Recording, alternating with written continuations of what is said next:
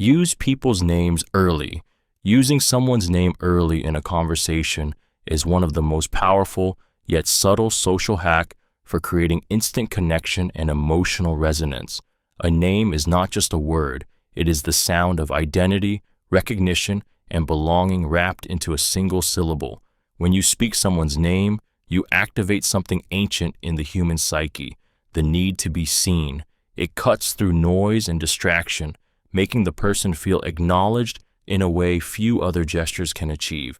From the moment we are born, our name becomes the core of who we are. It's the first sound tied to comfort, attention, and love. That's why hearing it later in life, especially from someone new, sends a quiet signal to the brain that says, "You matter." This tiny act releases dopamine, heightens focus, and builds trust, all within seconds. It's not magic, it's neuroscience meeting empathy. Influential communicators, leaders, negotiators, and persuaders use this technique instinctively. They know that slipping a person's name into a greeting or acknowledgement changes the tone of any exchange. "Good to see you, Maya," feels infinitely warmer than "good to see you." The difference is invisible on paper, but electric in person. The key, however, is sincerity.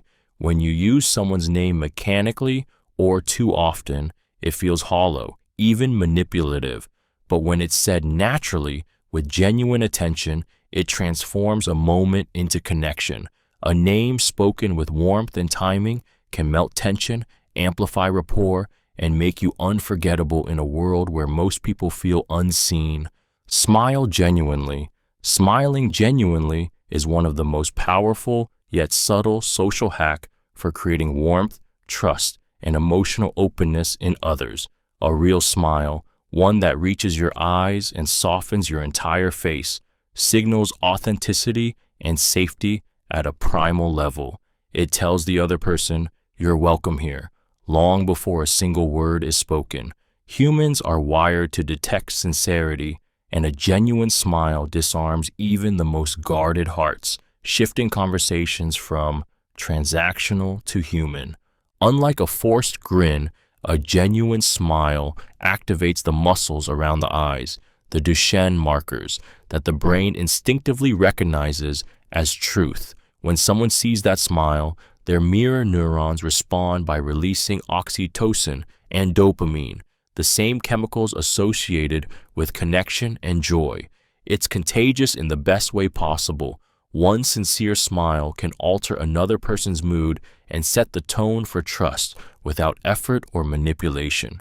In leadership, negotiation, and everyday interactions, a genuine smile can break barriers faster than authority or intellect ever could.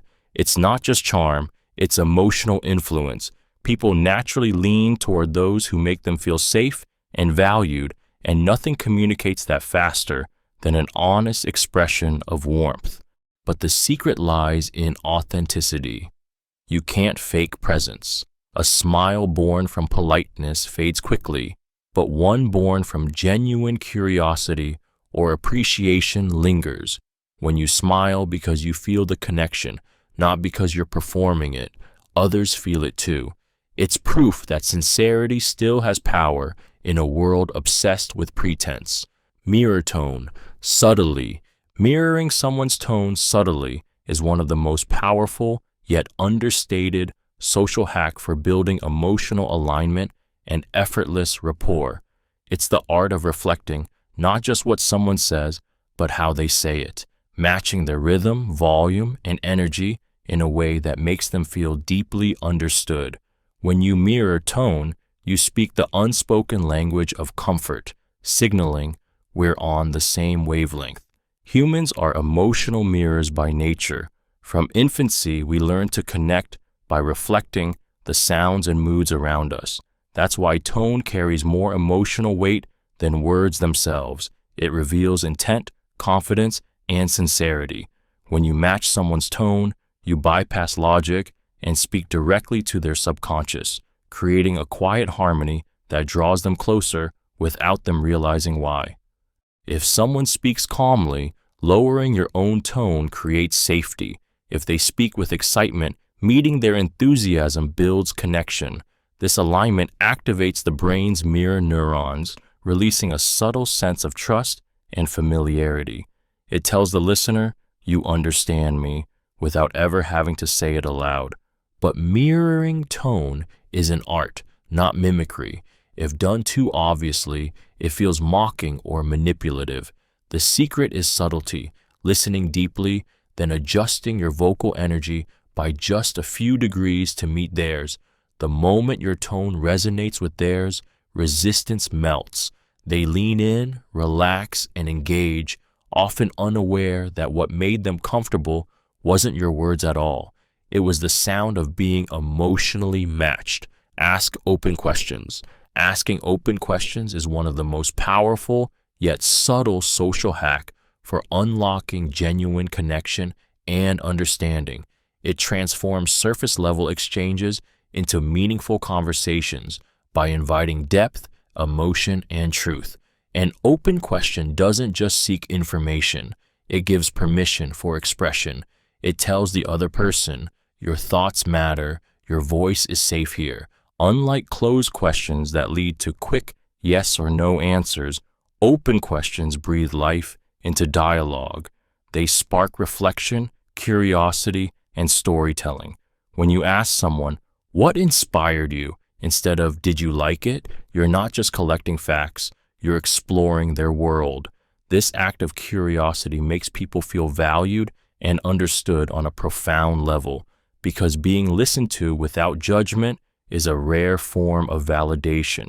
The psychology behind this is simple yet profound. Open questions activate the brain's reward center, releasing dopamine when a person feels seen and heard. It shifts their focus from defense to openness, from compliance to connection. You're no longer interrogating, you're inviting. In leadership, sales, or relationships, the ability to ask open questions turns conversations into discoveries. It builds empathy, reveals motives, and often uncovers what's left unsaid. The power lies not in having the right answers, but in asking the right questions, the kind that make others pause, feel, and share. When done with genuine curiosity, an open question becomes more than a tool of communication. It becomes an act of respect, and respect is the foundation of every lasting influence. Listen more than you talk. Listening more than you talk is one of the most powerful yet subtle social hacks that give you the upper hand in any situation. When you, Maya, truly listen, you do more than hear words. You give someone a rare gift, the feeling of being seen. In a world where everyone scrambles to be louder, the person who shuts up and leans in suddenly holds the room. Real listening lowers defenses and opens vaults. It turns guarded sentences into confessions and polite answers into honest needs. From the first pause, your presence becomes a refuge. The speaker's heartbeat steadies, their shoulders drop, and their brain quietly rewards them with oxytocin, the chemical of trust, because they have stopped performing and started being human. That physiological shift is your leverage. Not by force, but by creating the emotional environment where people reveal motives, fears, and the small truths that actually move decisions. Negotiators who win know this. You collect the currency of influence not by speaking clever lines, but by listening for the tiny hesitations, the but that never comes, the soft admission after a long silence. Active listening is not passive, it's composed work. Nods, reflective phrases, and paraphrasing tell the other person their words landed. When you resist the urge to fill silence, you force them to fill it with authenticity.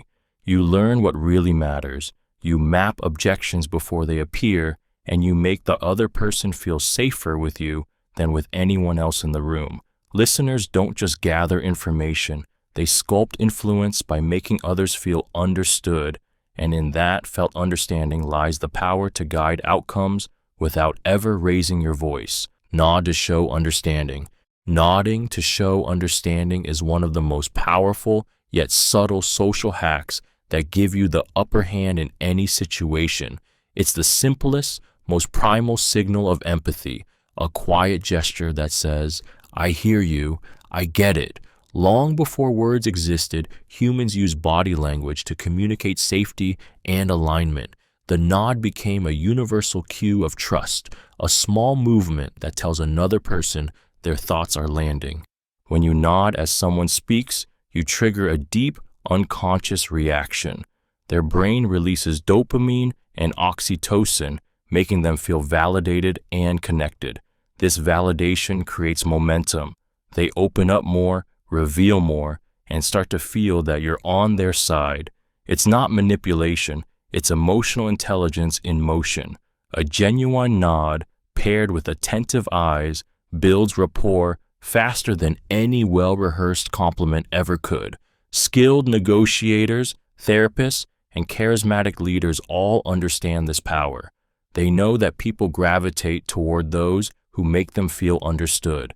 A subtle nod, perfectly timed, does what persuasion alone cannot. It lowers defenses. It turns confrontation into cooperation and hesitation into trust. But the secret lies in authenticity. An empty nod, given out of habit, feels mechanical. A real one comes from presence. It's the body's natural echo of empathy. When your nod matches genuine understanding, it becomes magnetic.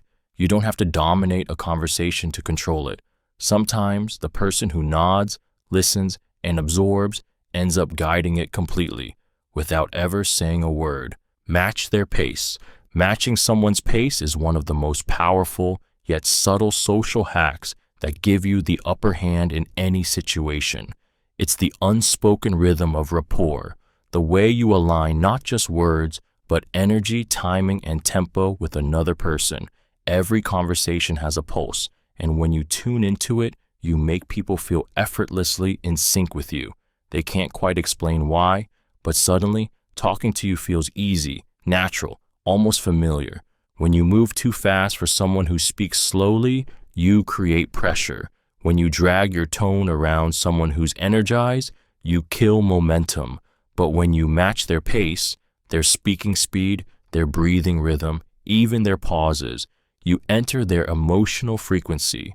Their brain reads you as safe, and trust begins to bloom without a word about it. This is the language of empathy disguised as rhythm. Psychologists call this behavioral synchrony, and it's wired deep in our evolution. When people move, speak, or react in sync, their brains release dopamine and endorphins that signal connection. That's why friends often laugh in unison, couples walk in step, and teammates just click. Matching pace quietly tells the other person, I get you. But this hack demands precision. Overdo it, and it feels like mimicry. Underdo it, and you stay out of tune. The power lies in calibration, listening with your body, adjusting your timing by instinct, and letting your energy mirror theirs by half a beat. When you master this rhythm, people don't just hear you, they feel you. Speak calmly and clearly. Speaking calmly and clearly is one of the most powerful yet subtle social hacks that give you the upper hand in any situation. Your voice is the bridge between your mind and theirs. Its rhythm, tone, and clarity reveal more than the words themselves. When you speak with composure, you project authority without aggression, confidence without arrogance, and control without force. People instinctively trust those who sound grounded because calmness signals certainty, and certainty feels safe. In tense moments, your tone becomes a mirror of emotional leadership. If you stay steady while others rush, they unconsciously calibrate to your energy. The human brain is wired to sync with the calmest voice in the room, the one that feels like order amidst chaos. That's why great negotiators, therapists, and leaders all speak slowly, clearly, and with deliberate pauses. They understand that silence between words amplifies power, while speed betrays insecurity. Clarity is persuasion's quiet twin. When you articulate your thoughts simply, without filler or clutter, your message lands harder. It makes you appear intelligent, credible, and in control, even if you're improvising. Every word carries more weight when it's not fighting for space in the noise. Speaking calmly and clearly doesn't just influence others, it regulates you. Your tone trains your own nervous system, slowing your heartbeat, sharpening focus, and turning anxiety into presence. And in any situation, whether you're pitching an idea, diffusing tension, or commanding attention, the one who controls their voice controls the room. Keep posture open. Keeping your posture open is one of the most powerful yet subtle social hacks that give you the upper hand in any situation. Before you even speak, your body broadcasts your confidence, intent, and emotional state to everyone in the room. An open posture, shoulders back, chest relaxed, arms uncrossed, signals calm authority and approachability all at once. It tells people subconsciously, I'm safe, I'm confident, and I'm in control. Body language is ancient. Long before humans had words, posture was communication. Closed posture, crossed arms, hunched shoulders, feet angled away, signals withdrawal and defensiveness. Open posture, on the other hand, invites trust and engagement. It softens tension and draws others closer because it radiates self-assurance without aggression. The science behind it is primal.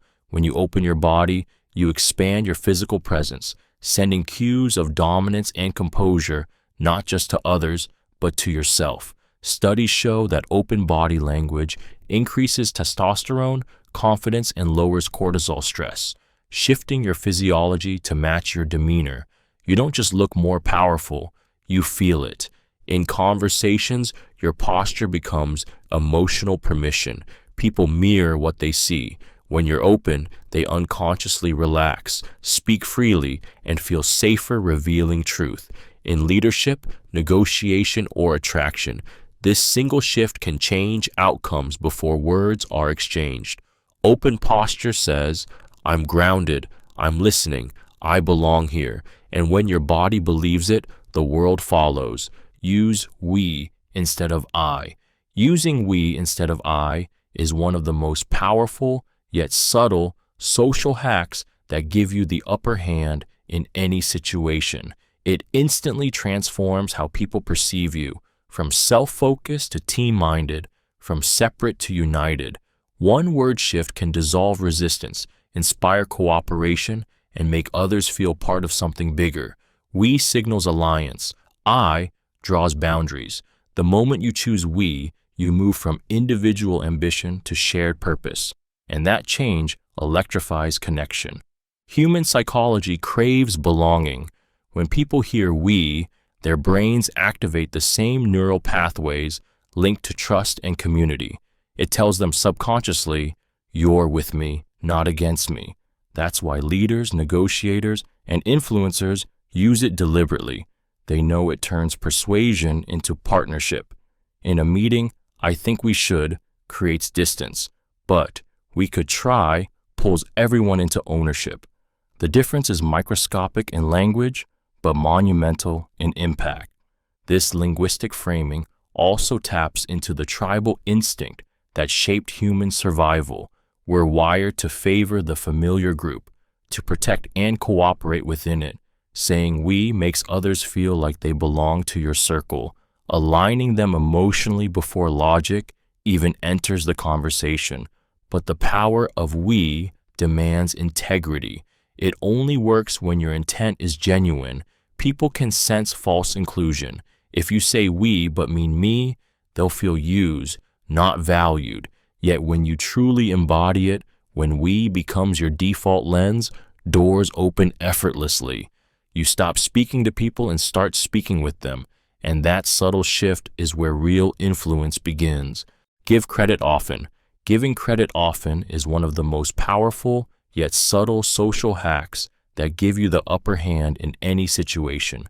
It transforms how people see you, trust you, and talk about you when you're not in the room. When you acknowledge others publicly, sincerely, and specifically, you tap into one of the deepest human desires, the need to feel valued. Every time you shine the spotlight on someone else, you're not losing light, you're reflecting it, and people never forget the ones who make them feel seen. Recognition is emotional currency. When you give it freely, you build invisible loyalty that money and authority can't buy. In workplaces, relationships, or collaborations, most people hoard credit like oxygen, afraid it will diminish their own worth. But here's the paradox. Those who give credit gain influence. The brain links generosity with confidence and safety, making people instinctively trust and follow you. It tells the world, I'm secure enough to celebrate others. When you credit someone, go beyond generic praise. Don't just say, great job. Say, you caught a detail that changed the entire outcome. Specific acknowledgement tells people you noticed, not just perform politeness. It triggers pride, belonging, and motivation, all emotions that pull them closer to you. But the secret lies in authenticity. Forced compliments feel hollow, but real recognition lands deep. When you give credit without expectation, your reputation builds itself, quietly, steadily, powerfully. People will want to work with you, root for you, and speak your name in rooms you've never entered, because in a world starving for validation, the one who gives it freely always wins. Admit small mistakes. Admitting small mistakes is one of the most powerful, yet underestimated social hacks that give you the upper hand in any situation. It's a paradox of influence. When you reveal imperfection, you actually strengthen credibility. People are instinctively drawn to those who own their flaws with honesty because it signals authenticity and self-assurance. When you admit a small error before someone else points it out, you seize control of the narrative and disarm criticism before it even forms. Psychologically, this taps into what's known as the pratfall effect, the phenomenon where competent people become more likable after showing a minor vulnerability. When you say, "You're right, I missed that detail," or "That was my oversight," it humanizes you. It tells others you're confident enough not to hide behind perfection. The ego that refuses to admit small mistakes builds walls. The one that can laugh at them builds bridges. This strategy works because it lowers defenses. Admitting something minor makes others feel safer around you. They stop bracing for manipulation and start trusting your honesty. In business, it makes negotiations smoother. In relationships, it makes communication real. It signals strength wrapped in humility. But the key is proportion. The mistake must be small enough to be harmless, yet real enough to show character. Over-apologizing weakens authority, but selective vulnerability amplifies trust. When you master this balance, every small admission becomes a credibility amplifier. It proves you care more about truth than image, and in a world addicted to appearances, that kind of honesty becomes irresistible power. Use because. Using the word because is one of the most powerful yet subtle social hacks that give you the upper hand in any situation. It's a single word that flips the brain's switch from resistance to agreement. People are far more likely to comply, trust, or believe you when you give them a reason, any reason, because our minds crave logic even when the logic is thin, because slips past defenses and satisfies the human need for cause and effect, making your words sound justified and credible. Psychologists first uncovered this in a Harvard study where simply adding because to a request, no matter how trivial the reason, increased compliance dramatically. "Can I use the copier?" became nearly irresistible when followed by "because I need to make copies." The reason didn't matter. The structure did. The word itself acts like a mental shortcut, triggering automatic agreement before conscious analysis kicks in. This hack works because it taps into our social wiring. Humans are conditioned to cooperate when explanations follow. It communicates transparency, purpose, and fairness, all traits people instinctively trust. When you say, "I'd love your input because your perspective always sharpens ideas," you're not just asking, you're validating. You're giving the other person a story that justifies saying yes. But the magic fades when abused. Empty or manipulative uses of because breed suspicion. The secret is authenticity. Tie your because to truth, emotion, or shared goals. When your reason feels real, because turns requests into cooperation, objections into openness, and influence into effortless persuasion. Lead with value. Leading with value is one of the most powerful yet subtle social hacks that give you the upper hand in any situation. It flips the dynamic of every interaction, turning you from someone who wants something into someone who gives something first. The moment you lead with value, people instinctively lower their guard. You're no longer another demand on their attention. You become an asset, a source of opportunity, someone worth listening to. Human nature is wired for reciprocity. When you offer genuine value first, whether it's insight, appreciation, a connection, or a small act of help, the other person's brain releases oxytocin and dopamine, the chemicals that bond trust and gratitude. They feel compelled to return the energy you've given. This is how influence begins, not through force, but through generosity that creates emotional debt without words. The secret lies in intent. True value isn't flattery, manipulation, or self-promotion disguised as kindness. It's understanding what the other person needs before they ask and giving it freely. It could be sharing useful information, offering perspective, or simply making them look good in front of others. Every act of value plants a seed of loyalty. The people who consistently lead with value don't chase opportunities, they attract them. Their presence feels refreshing because they give before they take. Whether you're building a brand, pitching an idea, or deepening a relationship, starting with value tells the world you operate from abundance, not need. And when people feel they gain something by being around you, they never forget you. They gravitate toward you. Make your ask simple. Making your ask simple is one of the most powerful yet subtle social hacks that give you the upper hand in any situation. Complexity kills action. Clarity sparks movement. When your request is clean, direct, and easy to say yes to, people respond faster and more willingly. The human brain craves simplicity.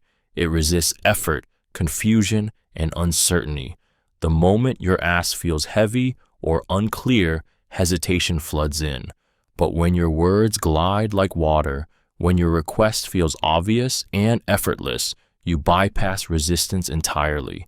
Every great persuader understands this. People don't reject you because they disagree. They reject you because they don't understand what you want.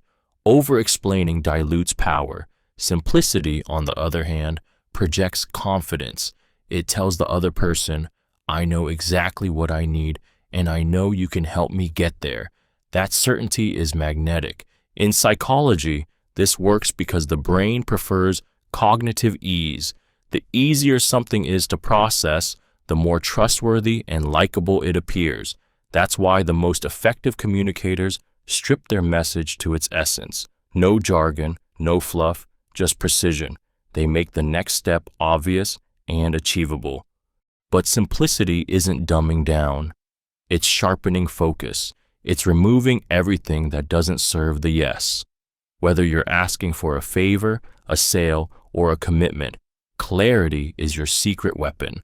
The more effortless your ask feels, the more natural it becomes for others to comply.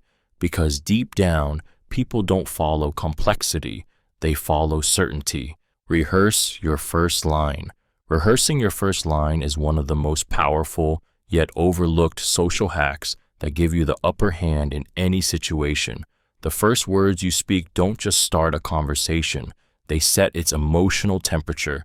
Whether it's a meeting, an interview, or a chance encounter, your opening line becomes the moment the audience decides who you are, confident or uncertain, composed or chaotic, leader or follower. By rehearsing it, you remove hesitation, control your energy, and enter the room already owning it.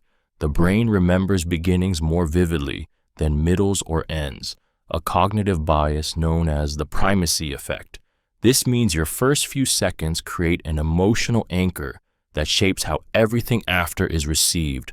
When your first words flow effortlessly, people relax. They sense competence. They mirror your calm, your clarity, your rhythm. In that instant, you've shifted power from chance to design. Rehearsal isn't about scripting, it's about confidence rehearsal. You're training your nervous system to stay steady under pressure. When your mouth already knows the first sentence, anxiety has less space to creep in. That practiced breath, that precise pause, that grounded tone, they all tell the world, I'm ready for this. Every charismatic speaker, from presidents to performers, knows that mastery starts before the spotlight. They don't improvise their first impression, they engineer it, because once the first line lands, momentum takes over. The room leans in, eyes soften. The silence that follows is no longer awkward, it's yours. Follow up fast. Following up fast is one of the most powerful, yet underestimated, social hacks that give you the upper hand in any situation. Speed communicates intention, reliability, and value far louder than words ever could. When you respond quickly, after a meeting, a message, or an opportunity, you send an unspoken message. I care, I'm present, and I mean business. The world moves quickly, and attention is fleeting. Whoever follows up first often wins by default. Psychologically, fast follow-ups trigger a sense of reciprocity and importance. People subconsciously equate promptness with respect and competence. When someone hears from you sooner than expected, their brain links your name with certainty and trust. It's not just about being polite, it's about positioning yourself as someone who executes. In relationships, that builds emotional credibility. In business, it builds momentum before doubt or distraction can creep in. Delay, on the other hand, breeds uncertainty. The longer you wait, the colder the connection becomes. Momentum fades, enthusiasm drops, and what could have been a yes quietly turns into silence. Acting fast reactivates energy while the emotional imprint of your interaction is still fresh. It tells them you weren't just interested in the moment, you're invested in the outcome. But following up fast doesn't mean flooding inboxes or begging for attention. It's about precision and presence. A concise, confident message, something as simple as, great connecting earlier, let's lock in next steps, reignites engagement. The speed is what signals leadership. In every game of influence, timing is power, and those who move first shape the direction everyone else follows. Use stories, not stats. Using stories instead of stats is one of the most powerful yet subtle social hacks that give you the upper hand in any situation. Stories bypass logic and dive straight into emotion. They make people feel before they think. Facts inform, but stories transform. When you tell a story, you pull others into a shared emotional experience where your message becomes theirs and your words stay with them long after the conversation ends. The human brain is wired for narrative. Long before data, we learn through tales whispered by firelight. Our neurons light up, not just when we hear a story, but when we live it in our imagination. When you describe a struggle, a turning point, a victory, the listener's brain mirrors the experience, releasing dopamine and oxytocin, the chemicals of empathy and memory. Numbers fade, but emotions linger.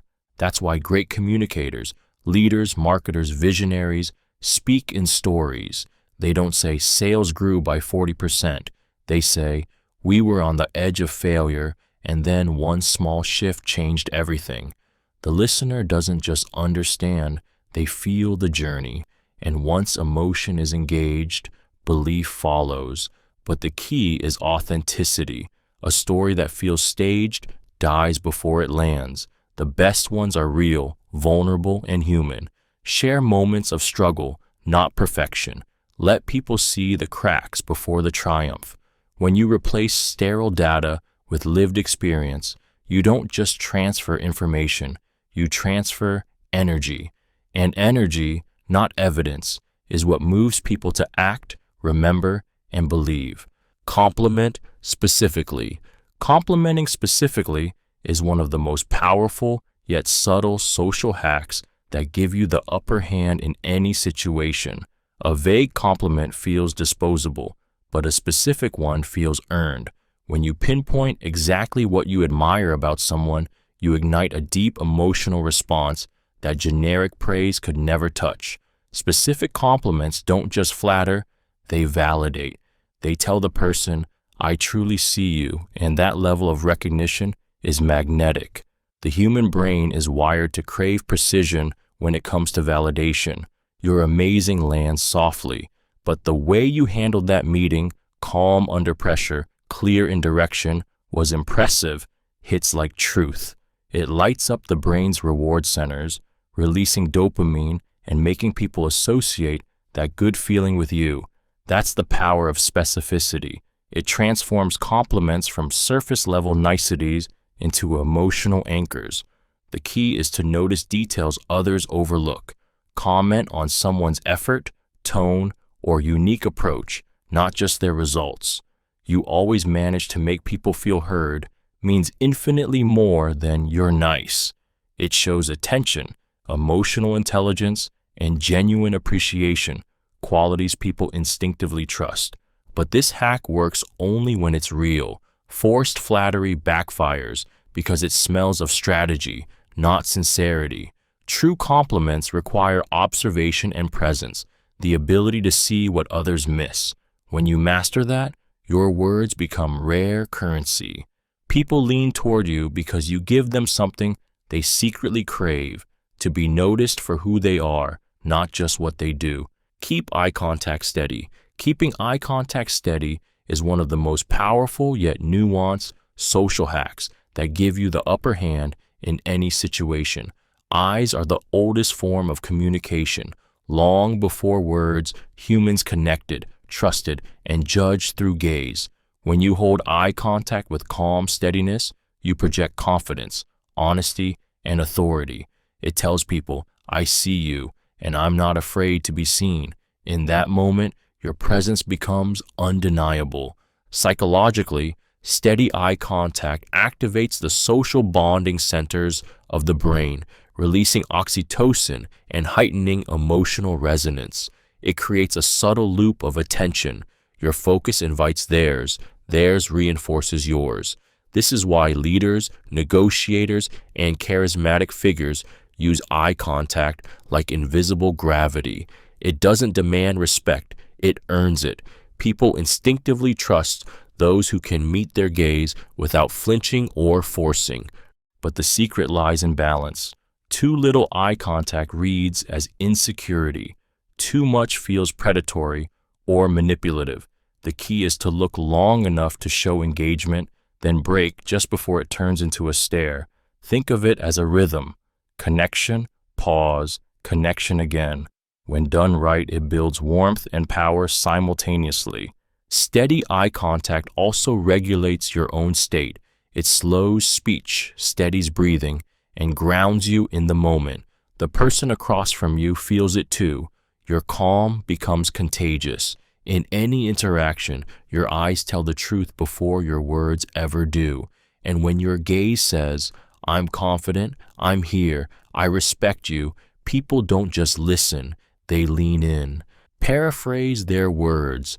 Paraphrasing someone's words is one of the most powerful yet subtle social hacks that give you the upper hand in any situation. It's the art of reflecting what another person has said in your own language, not to mimic, but to prove you get it. When you reframe someone's thoughts back to them with clarity and warmth, it triggers one of the deepest human needs, to feel understood. It's not flattery, it's validation disguised as listening, and it creates instant emotional alignment. Psychologically, paraphrasing activates trust. When someone hears their ideas echoed back, the brain experiences a small surge of dopamine, the chemical of recognition and reward. It tells them this person is paying attention. It lowers defenses, builds empathy, and makes the speaker far more receptive to your influence. That's why therapists, negotiators, and top communicators use this skill relentlessly. It transforms tension into connection and confusion into clarity. For example, if someone says, "I just feel like my work isn't being noticed," and you reply, "So what I'm hearing is that recognition matters to you," you've done more than repeat. You've translated emotion. In that moment, you become an ally, not an opponent. The secret is subtlety. Don't parrot, interpret. Keep your tone calm, your pacing slow, and your intent genuine. When done right, paraphrasing feels like empathy in motion. It proves you're not waiting to speak. You're listening to understand. And in a world where most people only listen to reply, that alone makes you unforgettable. Confirm agreements in writing. Confirming agreements in writing is one of the most powerful, yet subtle, social hacks that give you the upper hand in any situation. It's the quiet move of professionals who understand that memory is malleable, intentions fade, and clarity protects both sides. Writing turns vague promises into solid commitments. It removes confusion, exposes assumptions, and gives your words weight. When you confirm something in writing, you transform goodwill into accountability. Human psychology is slippery when it comes to recall. People rarely remember conversations exactly as they happened. They remember how they felt during them. That's why a verbal yes can turn into an "I thought we said something else" weeks later. A written agreement, whether a short email, a message recap, or a formal document, anchors the truth. It shifts the interaction from emotional to tangible, from "I think" to "we agreed." This isn't about distrust. It's about professionalism and protection. The most respected negotiators, leaders, and deal makers know that written clarity prevents resentment. It makes collaboration smoother because everyone can revisit the exact same reality. It's not a question of power, it's a question of precision. The act itself also sends a subtle message of confidence and integrity. When you write just to confirm our plan, you show foresight and seriousness. You tell the other person, "I'm reliable, I'm organized, and I care about getting this right." Those are rare signals in a world of half-remembered promises.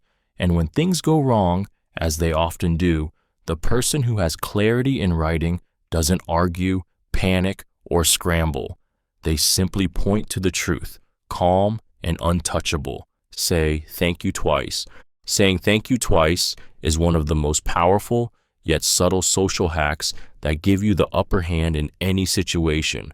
Gratitude is magnetic, but reinforced gratitude is unforgettable.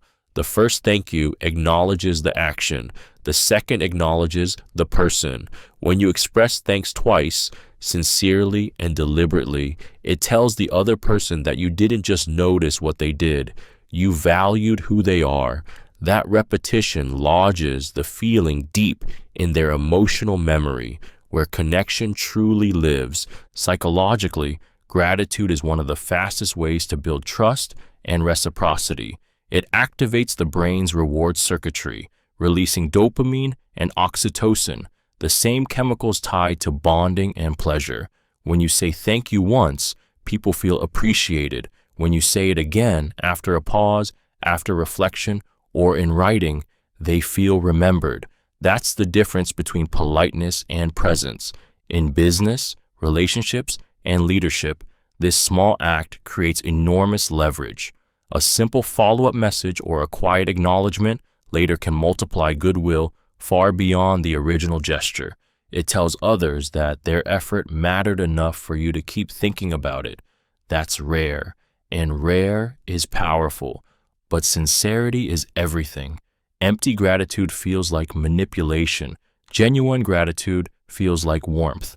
The second thank you should never sound rehearsed. It should sound real. When people feel seen twice, they start seeing you differently too, not just as someone who receives, but as someone who values. And in a world starved for recognition, that makes you unforgettable. Use humor lightly.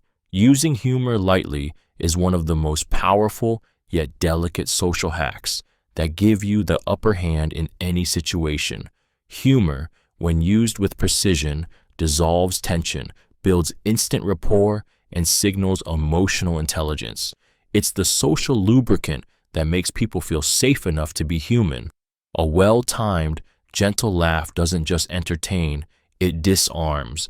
It says, I'm confident enough to relax, and you can too. The brain loves laughter. It releases dopamine, lowers cortisol, and temporarily suspends judgment. That's why people bond so quickly with those who make them smile. It's chemical trust. But the power of humor doesn't come from jokes. It comes from timing, tone, and empathy. The goal isn't to be funny. It's to make others feel good in your presence. When humor is light, inclusive, and self-aware, it pulls people closer. When it's forced, sarcastic, or cutting, it pushes them away. The secret to using humor effectively is restraint. Subtle humor creates warmth without stealing focus. It transforms awkward silences into shared moments, softens authority without weakening it, and makes serious conversations more human. Leaders who can smile at themselves radiate control because nothing threatens them, not even imperfection. Humor, when light and genuine, becomes an unspoken message. I'm comfortable here, and comfort is contagious. The right kind of laughter can shift a room's energy, turn resistance into openness, and transform formality into connection. Used wisely, it's not just a social skill, it's quiet charisma in motion. Time your ask after goodwill. Timing your ask after goodwill is one of the most powerful yet often overlooked social hacks that give you the upper hand in any situation. Influence isn't just about what you ask, it's about when. Every human interaction carries an invisible emotional balance sheet, and goodwill is the currency that fills it. When you build trust, appreciation, or shared positivity first, your request lands not as a burden, but as a natural continuation of connection. Psychologically, goodwill softens resistance. It shifts the other person's brain from evaluation to cooperation, from do I have to I want to. When someone feels seen, valued, or helped, they unconsciously lean toward reciprocation. That's the principle of emotional momentum. The moment after laughter, gratitude, or praise is when defenses are lowest and generosity peaks. It's the sweet spot of persuasion, where saying yes feels good, not pressured. Think about it. When a friend sincerely compliments your insight before asking for advice, you're instantly more open. When a colleague thanks you genuinely, then suggests a collaboration, it feels mutual, not manipulative. The goodwill creates emotional cushioning around the ask. The hack isn't flattery, it's timing.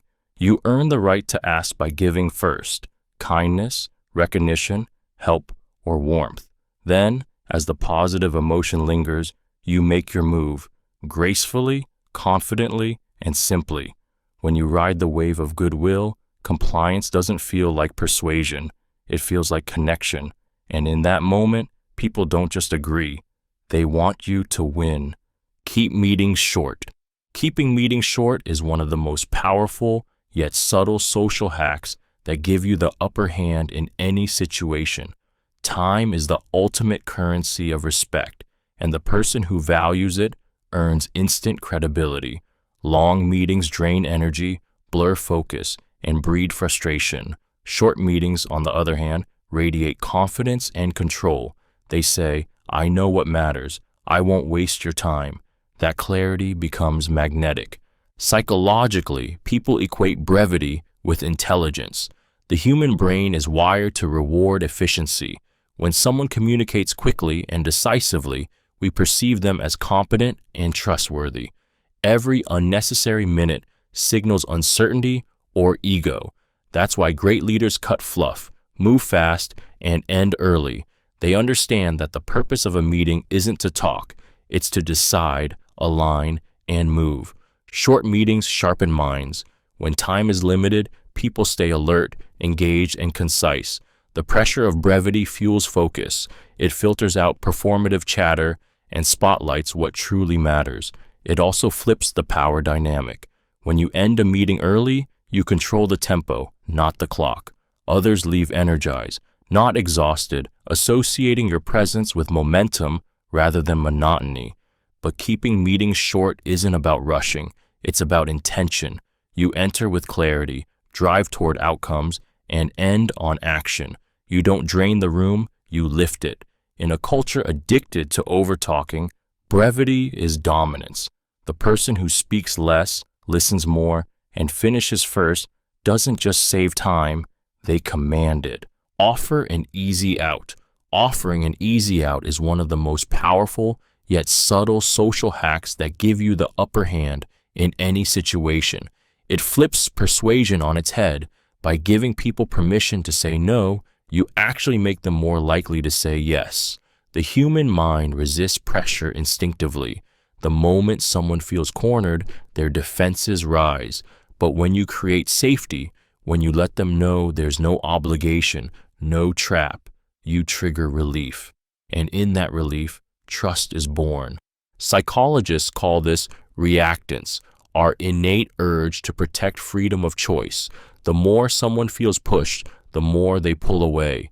By offering an easy out, saying things like, "No worries if not, only if it works for you," or "I completely understand if you can't," you disarm that defense system.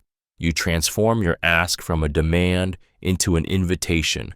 It doesn't weaken your position, it strengthens it because it shifts the power back to them. When people feel in control, they become open. They lean in because they don't feel manipulated. The irony is that the freedom you offer becomes the reason they comply. It's persuasion through respect, not pressure. The secret is tone, calm, confident, and unattached. You must mean it. When you genuinely give someone permission to walk away, they feel your authenticity, and that authenticity makes them want to stay. Because deep down, everyone wants to choose connection, not be coerced into it. Give options, not orders. Giving options, not orders, is one of the most powerful yet subtle social hacks that give you the upper hand in any situation. Control is one of the deepest human needs, and the moment people feel it's being taken from them, resistance begins. But when you offer choices instead of commands, you flip that instinct. You let others choose cooperation. It's influence disguised as freedom, persuasion wrapped in respect. Psychologically, this technique works because it satisfies the brain's craving for autonomy. When people are given even small decisions, would you prefer this or that, instead of do this now, they experience a burst of ownership. That sense of control releases dopamine and reduces defensiveness, making them far more likely to agree willingly rather than comply reluctantly. The best persuaders know this. People don't like being told what to do, but they love feeling like it was their idea. Leaders, parents, negotiators, and salespeople all use this quietly powerful principle. Instead of "we need this by tomorrow," they say, "would tomorrow or Thursday work better?" The task stays the same, but the psychology transforms. You've given the illusion of freedom, and with it, genuine cooperation. This approach also signals emotional intelligence. It shows you respect the other person's agency and perspective. It keeps relationships smooth, egos intact, and outcomes aligned. Giving options doesn't weaken authority, it strengthens it through choice. Because influence isn't about control, it's about guiding others to want the same outcome you do and making them feel good about choosing it. Use scarcity ethically. Using scarcity ethically is one of the most powerful yet delicate social hacks that give you the upper hand in any situation. Scarcity ignites desire. It's hardwired into human psychology. When something seems limited, our brain interprets it as valuable, triggering urgency, focus, and action. But the difference between manipulation and mastery lies in ethics. True influence isn't about fabricating lack. It's about highlighting real value before it disappears. Scarcity works because it touches a primal fear, loss. We're evolutionarily conditioned to avoid missing out more than we're motivated to gain. When someone hears only 2 spots left, this offer ends tonight, or even, I don't usually share this, their attention sharpens, their decision-making accelerates. It's not greed, it's survival instinct. Yet, when scarcity is exaggerated or false, it corrodes trust instantly. The moment people sense they've been cornered, the emotional door slams shut.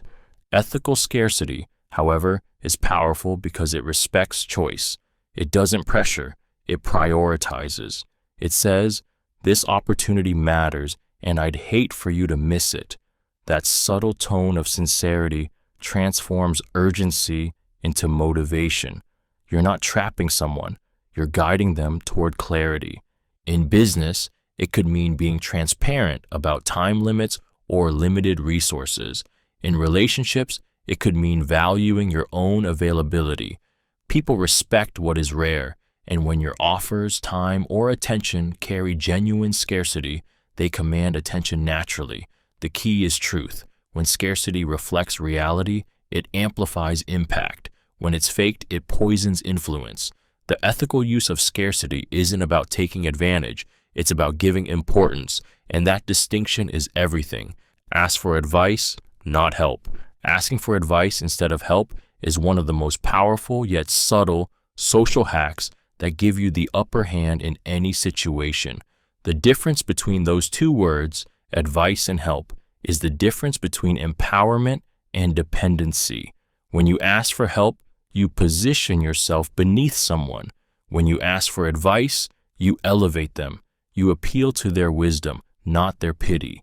And in doing so, you trigger one of the most reliable instincts in human psychology, the desire to feel valued. People love to feel competent, respected, and needed. When you ask for advice, you hand them that gift. It strokes their ego in the most elegant way possible, without flattery or manipulation. Their brain releases dopamine, linking you to the feeling of significance. You're no longer a burden. They see you as someone smart enough to seek perspective, not handouts. That single shift transforms relationships, opening doors that stay closed to those who ask, "Can you help me?" The beauty of this social hack lies in its reciprocity. When people give advice, they become subtly invested in your success. Your progress validates their guidance, and that psychological bond deepens trust. They begin to see your wins as their wins. It's persuasion through pride, but the intent must be genuine. Don't disguise laziness as curiosity. When you ask for advice, truly listen, apply it, show results. Because when you take someone's wisdom seriously, you earn not just their insight, but their loyalty. And loyalty, once earned, is influence that money can't buy. Use silence to your advantage. Using silence to your advantage is one of the most powerful yet subtle social hacks that give you the upper hand in any situation. Silence unsettles the insecure and empowers the composed. It's the pause between words that carries weight, the stillness that makes others fill the space you deliberately leave open. Most people rush to fill silence because they mistake it for awkwardness, but those who master it know it's not emptiness, it's control. When you stay silent after making a point, you shift the psychological balance. The other person begins to search for cues, to explain, to justify, to connect. That moment of quiet tension compels them to reveal what they hadn't planned to say. Negotiators, interrogators, and charismatic leaders all understand this. Silence isn't passive. It's pressure disguised as calm. It makes people lean in, not away. The human brain hates uncertainty, and silence creates it. It heightens focus, amplifies emotion, and forces the mind to fill the gap. When you stop talking, your words gain gravity. Your confidence becomes audible, even in absence. It tells the listener, I don't need to chase this moment. It's already mine. But the power of silence lies in intention, not emptiness. Use it to listen deeper, to let emotions breathe, to make the other person feel their own words echo. A well-timed pause can soften anger, emphasize truth, or spark confession. When you learn to hold your tongue, not from fear, but from mastery, you realize silence isn't the absence of communication. It's the most persuasive form of it. Frame around shared goals. Framing around shared goals is one of the most powerful yet refined social hacks that give you the upper hand in any situation. It's the art of shifting conversations from me versus you to us together. When you align your message with someone's values and vision, you bypass resistance and awaken cooperation. People fight opinions, but they join movements. The moment someone feels you're on the same side, tension melts and collaboration begins. The psychology behind this is primal. Humans are tribal creatures. We're wired to seek belonging and avoid conflict within our perceived group. By framing your ideas around mutual benefit, we both want this to succeed. Our goal is the same. Let's make this work for both of us. You trigger that deep need for unity. Their defenses drop because they no longer see you as competition, but as an ally. This technique works everywhere, from business negotiations to personal relationships. A skilled communicator doesn't argue against someone's stance. They reposition it within a shared objective. Instead of saying, "You're wrong," they say, "We're both trying to solve the same problem. Let's find the best way." That single linguistic shift transforms conflict into problem solving and persuasion into partnership. Framing around shared goals isn't manipulation, it's emotional alignment. It gives others something larger than ego to agree on. It makes people feel understood, respected, and valued for their intentions. And when people believe you want what they want, they stop resisting and start listening, because nothing builds influence faster than turning my win into our win. Ask, "What would you do?" Asking "what would you do" is one of the most powerful yet understated social hacks that give you the upper hand in any situation. It's a question that transforms dynamics instantly, shifting conversations from opposition to collaboration. Instead of telling someone what you think, you invite them into the driver's seat of their own logic. This single phrase disarms defensiveness, flatters intelligence, and makes people feel trusted and respected. Psychologically, the question triggers the brain's problem-solving circuitry. When someone is asked for their opinion, they switch from emotional to rational thinking. Suddenly, they're no longer protecting their ego, they're helping you find an answer. That shift from defense to contribution turns tension into teamwork. You've made them part of the solution, not the obstacle. This question also satisfies one of the deepest human cravings, significance. By asking for their perspective, you're saying, "Your judgment matters." People light up when they feel valued for their wisdom or experience. Even skeptics soften when you seek their advice instead of pushing your own. In that moment, you gain access not just to their thoughts, but to their cooperation. But the real brilliance lies in subtlety. "What would you do?" doesn't sound like strategy. It sounds like respect. It transforms hierarchy into equality and turns disagreement into shared curiosity. Whether in negotiation, leadership, or conflict, this question gives people a sense of ownership over the outcome. And when people help build a decision, they don't resist it, they protect it. Use real examples. Using real examples is one of the most powerful yet subtle social hacks that give you the upper hand in any situation. Authentic stories ground your words in truth.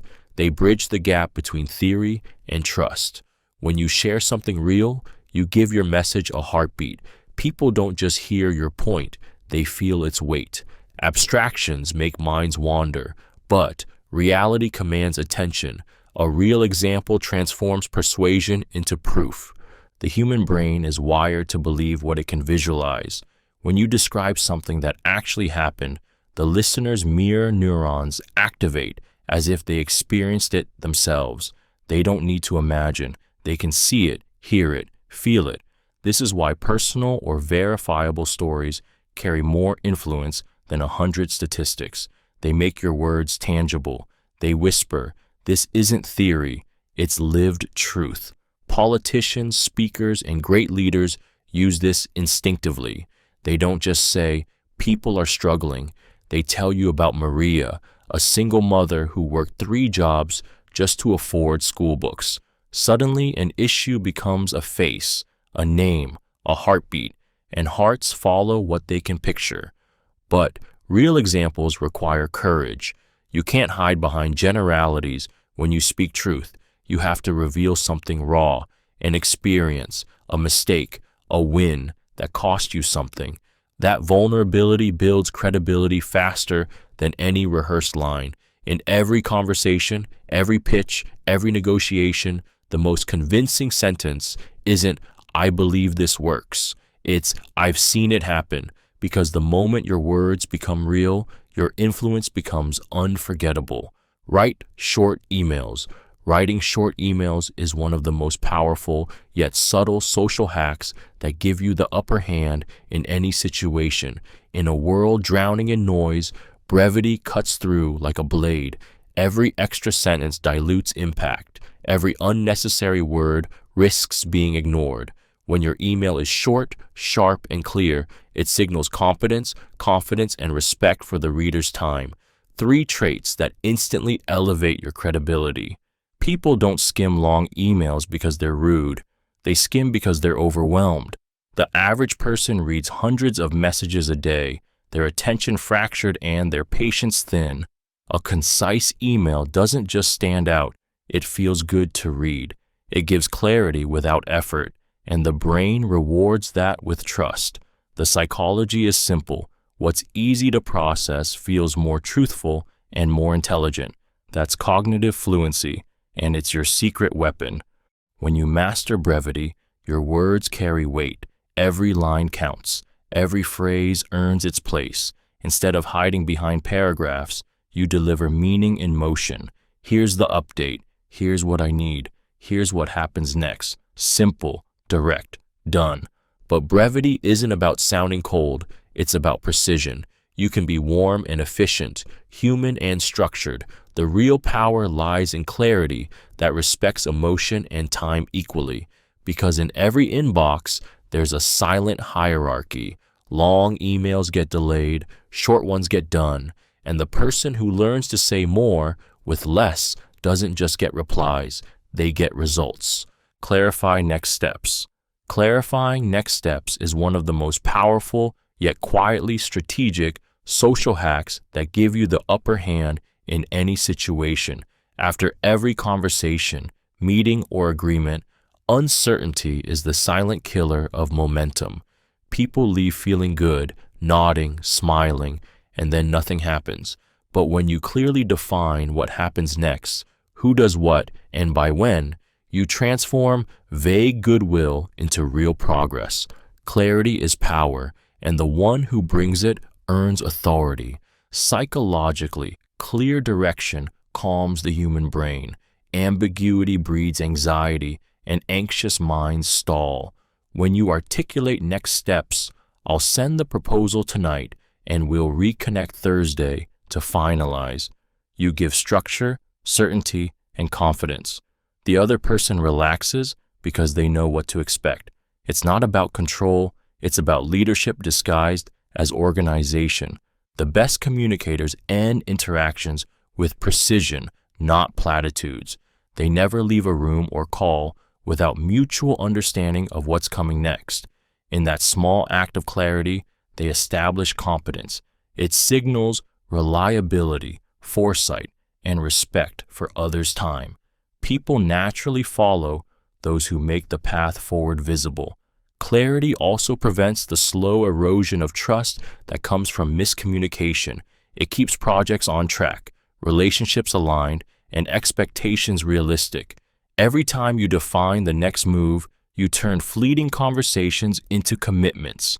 In a world full of talkers, the person who clarifies next steps becomes the one others depend on, and dependence, handled right, is the foundation of lasting influence. Stay consistent. Staying consistent is one of the most powerful yet demanding social hacks that give you the upper hand in any situation. Consistency is silent power. It doesn't shout, it earns. Every time you show up with the same integrity, tone, and reliability, you train the world to trust you. In a culture addicted to quick impressions and emotional volatility, being consistent is rebellion. It says, you can count on me even when others shift with the wind. Psychologically, consistency anchors perception. The human brain craves predictability. It sees steadiness as safety. When your words and actions align over time, people stop questioning your motives. They lean in, lower their guard, and follow your lead without hesitation. That's why the most persuasive individuals aren't always the loudest or flashiest. They're the ones who never contradict their own truth. Consistency builds authority because it creates narrative. Every time you follow through, keep your tone even, and honor your promises, you strengthen the invisible thread of credibility that others feel but rarely articulate. In business, it becomes your brand. In relationships, it becomes your character. But staying consistent doesn't mean being rigid. It means being reliable in your principles. You can evolve, adapt, and grow, but your core must remain stable. People forgive mistakes, but they don't forgive unpredictability. When you're consistent, you stop needing to prove yourself. Your reputation does it for you. In every arena of influence, consistency is the ultimate proof of authenticity, and authenticity is the currency that never loses value. Use deadlines smartly. Using deadlines smartly is one of the most powerful yet subtle social hacks that give you the upper hand in any situation. Deadlines aren't just time limits. They're psychological triggers that convert hesitation into action. When used with precision, they create urgency without pressure, momentum without manipulation. A well-placed deadline doesn't force people to decide. It frees them from indecision. It gives their mind a reason to act now instead of someday. Human behavior is wired to respond to scarcity and closure. The brain hates open loops. It craves resolution. That's why deadlines work. They turn vague intentions into clear choices. When someone knows there's a ticking clock, their focus sharpens, their excuses fade, and their commitment strengthens. It's not about fear, it's about clarity. A defined endpoint turns possibility into priority. Smart communicators use this instinct gracefully. They don't bark ultimatums, they build momentum. Instead of "you have to decide today," they say, "we can lock this in before Friday so you don't lose the spot." The tone shifts from pressure to partnership, from control to collaboration. It becomes about helping the other person commit, not trapping them into compliance. But deadlines are double-edged. Used recklessly, they destroy trust. Used wisely, they drive progress. The secret is credibility. Only set deadlines that mean something. When your word has weight, your deadlines become powerful tools of influence. You're not pushing people, you're guiding them through clarity and time. And in a world full of endless options, the one who defines the moment defines the outcome. Overdeliver once in a while. Over-delivering once in a while is one of the most powerful yet subtle social hacks that give you the upper hand in any situation. It's the quiet art of exceeding expectations, not every time, but when it matters most. People remember surprises of generosity far longer than they remember consistency. When you do just a little more than promise, you don't just earn appreciation, you create emotional imprint. It tells the other person, "You can trust me to go further than I have to." Psychologically, this works because of the contrast effect. The human brain measures experiences not by their absolute value, but by how they differ from what was expected.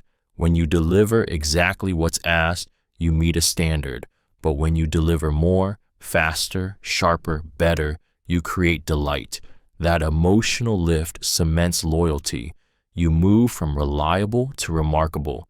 But the secret to over-delivering is timing and restraint. Do it too often, and it becomes expected.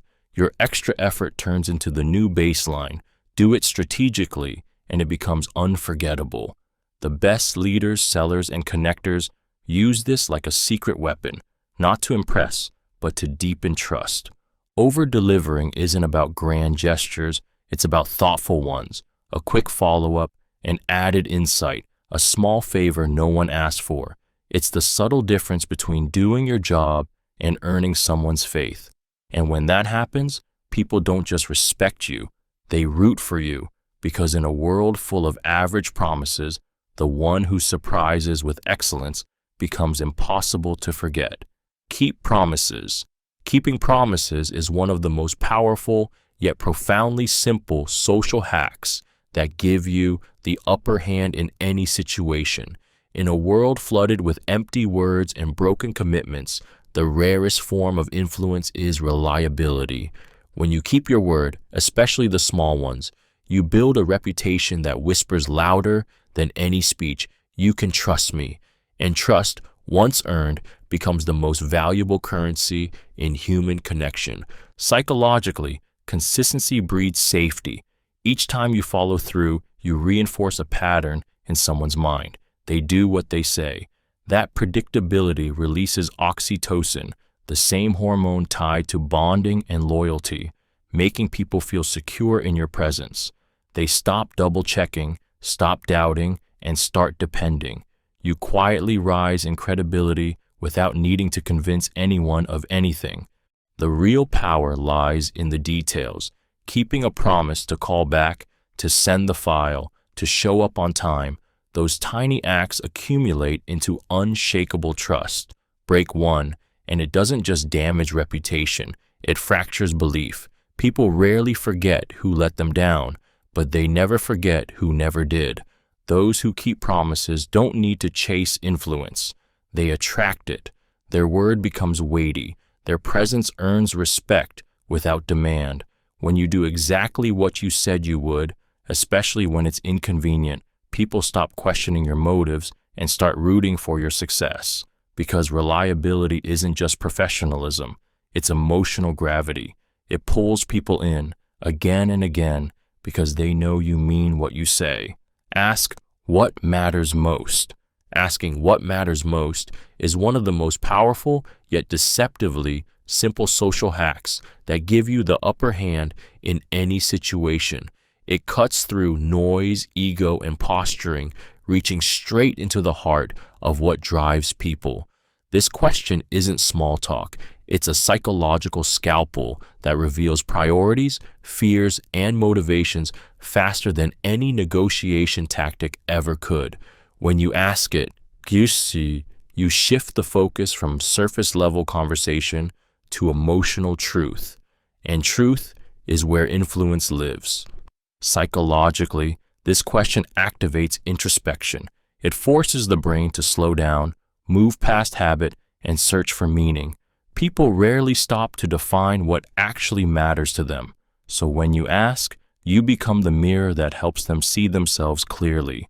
That experience feels intimate, grounding, even disarming. It builds instant trust because it shows you care about more than winning. You care about understanding.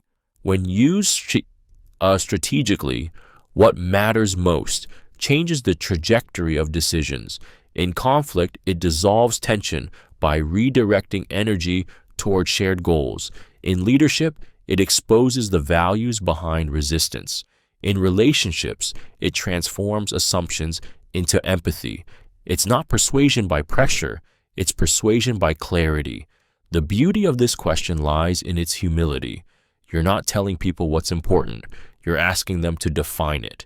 And once they do, they've revealed the emotional blueprint of their choices. Influence becomes effortless when you align your words with what someone truly values, because when you speak to what matters most, everything else starts to matter less. Keep your tone positive. Keeping your tone positive is one of the most powerful yet subtle social hacks that give you the upper hand in any situation. Tone is the emotional signature behind every word. It shapes how people feel about what you say more than the message itself. You can speak truth, give feedback, or deliver bad news, But if your tone radiates warmth and composure, it disarms defensiveness and earns trust. Positivity isn't about forced cheer. It's about emotional steadiness that makes people feel safe around you. Humans instinctively mirror the emotional energy they receive. When your tone is calm, encouraging, and confident, you regulate the emotional state of everyone listening. Their brain releases oxytocin and serotonin, the chemistry of comfort and connection. That's why people gravitate toward positive communicators. They make others feel capable, not criticized, seen, not dismissed. The voice becomes a bridge instead of a barrier. In leadership, persuasion, or even conflict, your tone defines perception. A firm message delivered with optimism inspires respect. The same message delivered with edge breeds resistance. The brain doesn't separate tone from intent.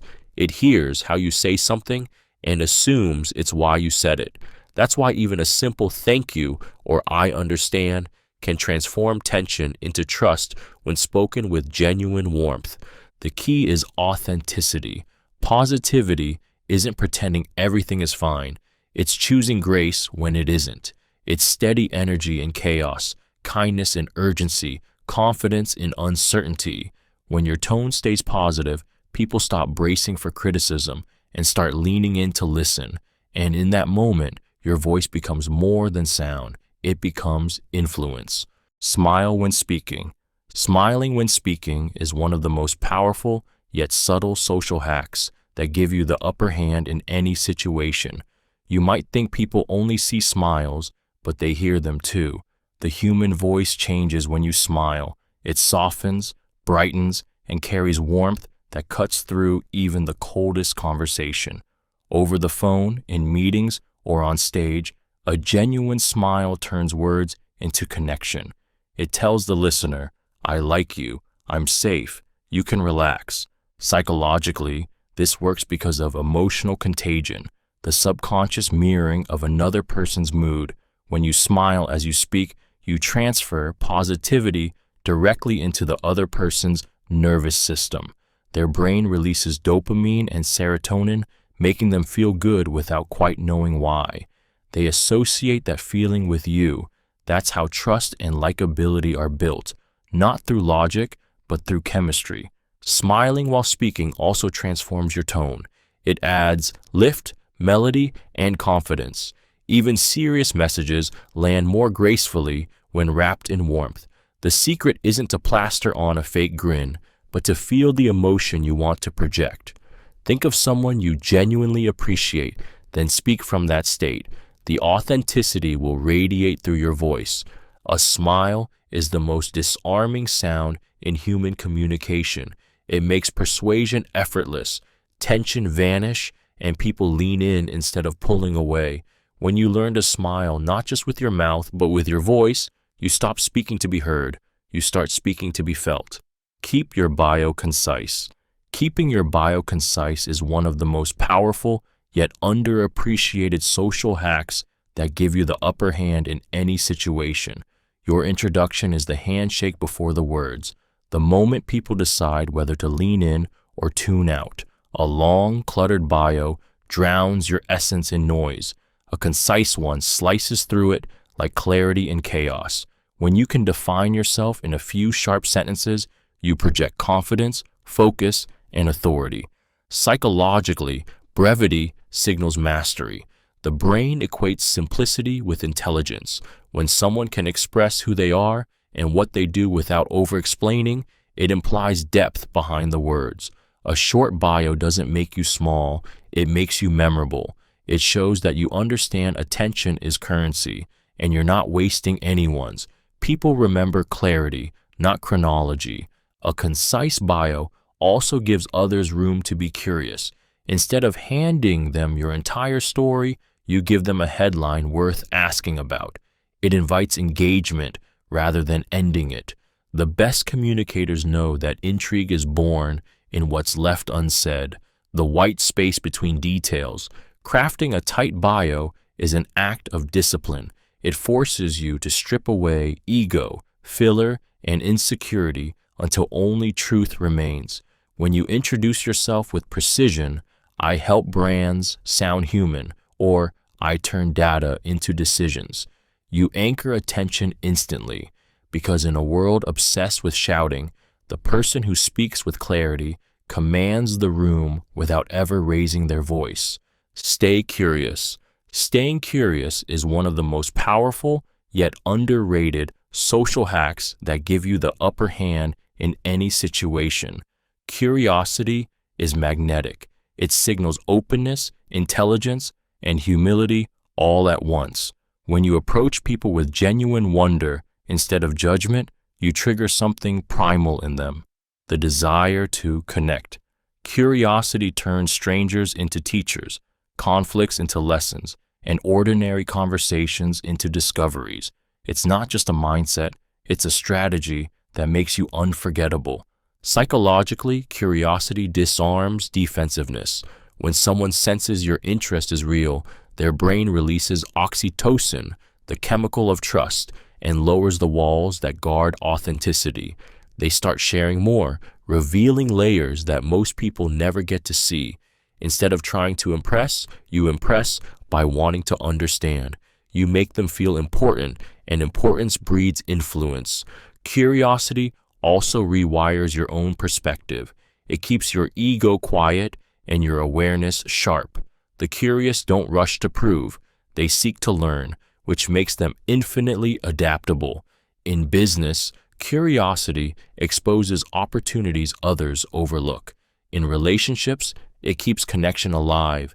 In leadership, it replaces assumption with insight. The magic lies in tone and intent, asking why, or tell me more about that with genuine interest makes people feel seen, not interrogated. It turns moments into meaning, because curiosity isn't weakness, it's emotional intelligence in motion. When you stay curious, you stop needing to be the smartest in the room. You become the one everyone wants to talk to. Reframe negatives as opportunities.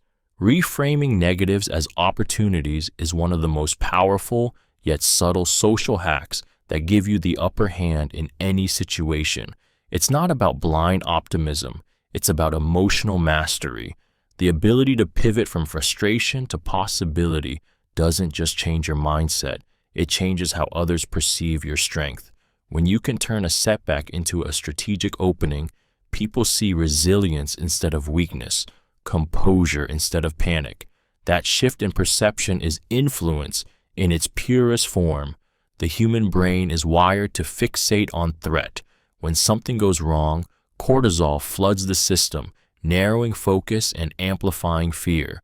But the moment you reframe, a delay becomes a window for refinement. A rejection becomes redirection. You override that reaction. You teach your brain and everyone watching that control isn't about avoiding problems. It's about commanding perspective. That emotional pivot releases dopamine, restoring creativity and confidence right when others freeze. This skill is magnetic. In leadership, people follow those who stay grounded when things break. In negotiation, reframing transforms tension into progress. Even in personal conversations, turning "this is a problem" into "here's what this makes possible" flips the energy from complaint to collaboration. It gives hope structure. But reframing isn't denial, it's direction. You're not pretending the negative doesn't exist, you're choosing to extract value from it. The calm voice that says, "we can use this," instantly becomes the anchor everyone trusts. Because in chaos, people don't look for perfection. They look for someone who sees the light before it appears. Repeat successes publicly. Repeating successes publicly is one of the most powerful yet subtle social hacks that give you the upper hand in any situation. It's not about bragging, it's about reinforcing belief. When you revisit wins, you train people's minds to associate you with progress, results, and momentum. Human memory is selective. It forgets fast. By reminding others gracefully of what's working, you make your achievements part of the story they tell about you. Psychologically, repetition builds perception. The more people hear something, the more they believe it. This is the frequency illusion, where familiarity becomes credibility. When you highlight wins with humility, our team hit another milestone, or that strategy we tested worked even better this time, you're not showing off. You're anchoring your identity in success. People begin to see you as reliable, consistent, and capable of delivering again. But the secret lies in tone. It's not what you say, it's how you say it. Frame your success as contribution, not self-promotion. Give credit where it's due. Make the story about growth, collaboration, and shared victory. When done right, repetition doesn't come off as arrogance. It comes off as leadership. Every time you celebrate a win, you remind others of your value, but more importantly, you remind yourself. Confidence compounds the same way reputation does, through visible consistency. Repeat success publicly, not to prove you're great, but to reinforce that progress is your pattern. Because when success becomes part of your rhythm, people stop being surprised by it. They start expecting it. Compliment competence, not looks. Complimenting competence, not looks, is one of the most powerful yet deeply respectful social hacks that give you the upper hand in any situation. Flattery fades fast when it targets appearance, but recognition rooted in skill, effort, or intelligence plants something lasting: respect. When you notice what someone does well rather than how they look doing it, you tap into the most primal of human desires: to feel capable, valued, and seen for their worth, not their surface. Psychologically, this form of praise strikes the ego's core in the healthiest way. Compliments about appearance trigger momentary pleasure. Compliments about competence build identity.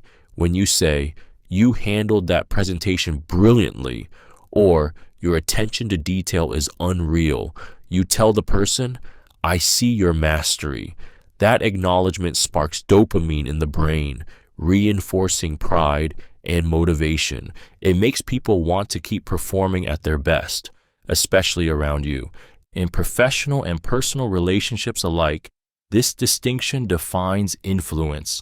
Complimenting competence elevates you as emotionally intelligent, someone who observes deeply rather than superficially. It builds mutual respect, not flirtation. It makes your approval feel earned, not cheap. People crave to be admired for what they create, not how they appear. When your words reflect that understanding, you stop being just another voice. They start looking to you as someone who truly understands value, because beauty might catch attention, but recognizing capability captures loyalty. Offer useful introductions.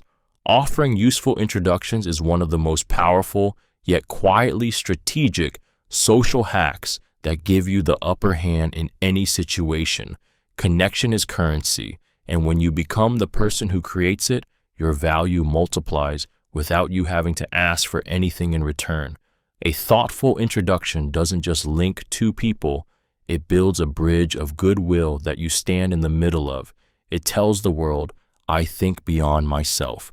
Psychologically, facilitating introductions activates the law of reciprocity and the halo effect. When you help others expand their world, their brain associates your name with opportunity. They remember the person who made something happen for them, and in time, that memory turns into loyalty, trust, and influence. The simple act of saying, "You two should meet, I think you'd click," plants seeds that can grow into alliances, deals, or friendships, and every success that follows quietly traces back to you. But the real art lies in usefulness. Don't just connect for the sake of connecting.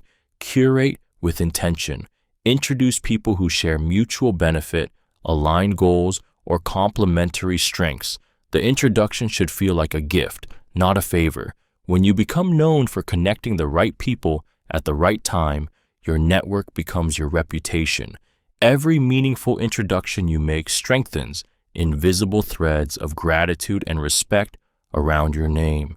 You become the hub others rely on, the person who opens doors instead of guarding them. And in a world obsessed with self-promotion, That kind of generosity is the rarest and most persuasive form of power. Track your asks. Tracking your asks is one of the most powerful yet subtle social hacks that give you the upper hand in any situation. Most people forget what they've asked for, who they've asked it from, and when they followed up. And that's why their influence leaks away quietly. Keeping a record of every request you make, no matter how small, transforms you from reactive to strategic. It turns favors into systems, relationships into partnerships, and chance into predictable outcomes. Human psychology favors the consistent and the reliable. When you track your asks, you build both. You remember to follow up with gratitude, to close loops others forget, to keep your word visible. Each interaction becomes part of a living map of influence, a quiet ledger of who owes what, who delivered, and who didn't. It's not manipulation, it's awareness. Because memory is fickle, but written proof is power. Tracking also protects your reputation. You stop over-asking or repeating yourself. You time your follow-ups perfectly, after goodwill, not after annoyance. And when you revisit an old request with precision, I really appreciated your help on that project last month. You stand out as thoughtful, not transactional. People feel respected when they realize you remembered. The real power, though, is emotional. Tracking your asks teaches patience. It shifts your mindset from begging to building. You stop chasing favors and start managing influence like an asset. Every ask becomes a thread in a growing web of trust, and when that web is woven carefully, it can catch almost any opportunity that comes your way. Use what's your take. Using what's your take is one of the most powerful yet subtle social hacks that give you the upper hand in any situation. It turns a one-way conversation into collaboration, transforming the other person from an audience into an ally. Those three words carry psychological weight. They signal respect, curiosity, and validation all at once. When you ask for someone's take, you're not just inviting opinion, you're saying, your perspective matters here. People are wired to crave significance. The moment you ask for their input, their brain lights up with dopamine and oxytocin, the chemistry of trust and belonging. They feel valued, not managed. And in that moment, they lean toward you, both emotionally and intellectually.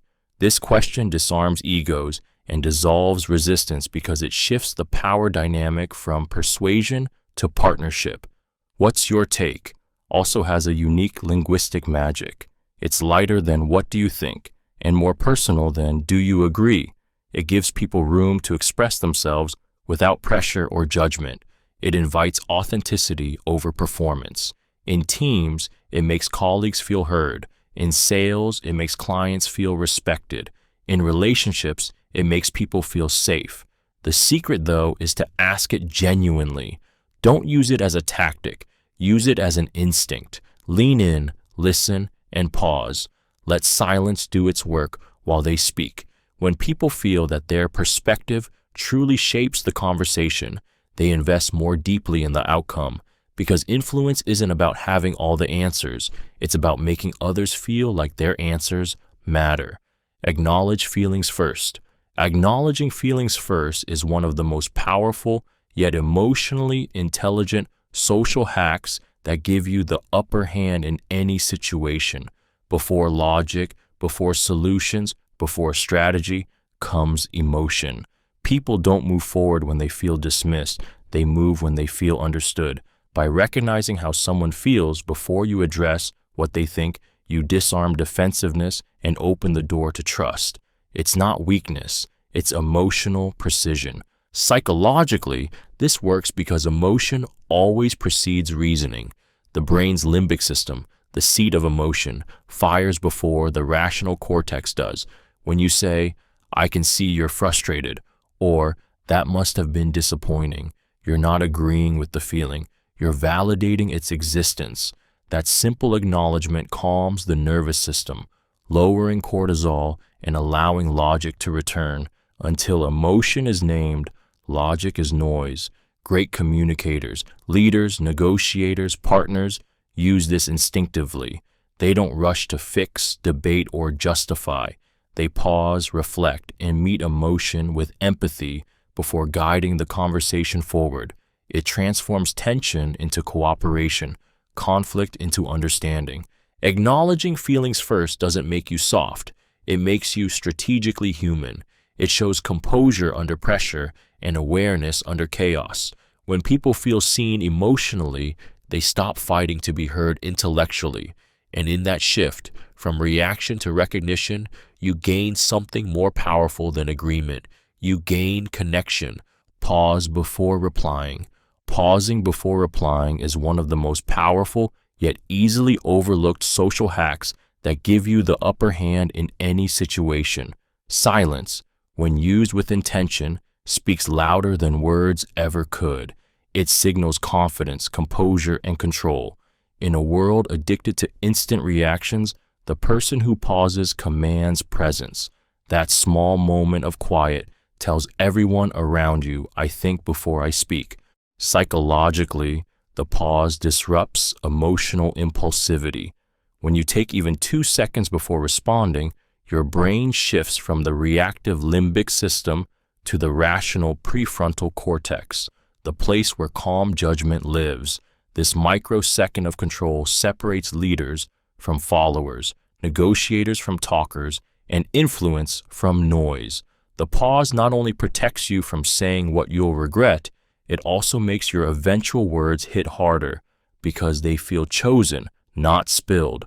Silence also carries power over others. When you pause, people lean in. Their minds rush to fill the space, often revealing more than they planned. It creates tension, not the kind that repels, but the kind that captivates. Skilled communicators use silence as punctuation, not absence. It amplifies meaning and draws attention to what comes next. But the pause isn't hesitation, it's strategy. It's emotional discipline disguised as patience. Whether you're diffusing conflict, negotiating a deal, or simply listening deeply, that small space before you reply gives you control of tone, truth, and timing. Because the moment you master silence, you stop reacting and start leading. Keep notes on key people. Keeping notes on key people is one of the most powerful yet subtle social hacks that give you the upper hand in any situation. It's the secret weapon of the emotionally intelligent, the quiet discipline that turns casual connections into lifelong allies. When you remember someone's story, their favorite drink, their child's name, or that one challenge they mentioned months ago, you send a message stronger than any compliment. You matter enough for me to remember. The human brain is addicted to recognition. We all crave the feeling of being known, not just noticed. When you bring up a small detail someone shared in passing, their brain floods with oxytocin, the same chemical tied to bonding and trust. In that instant, you move from acquaintance to confidant.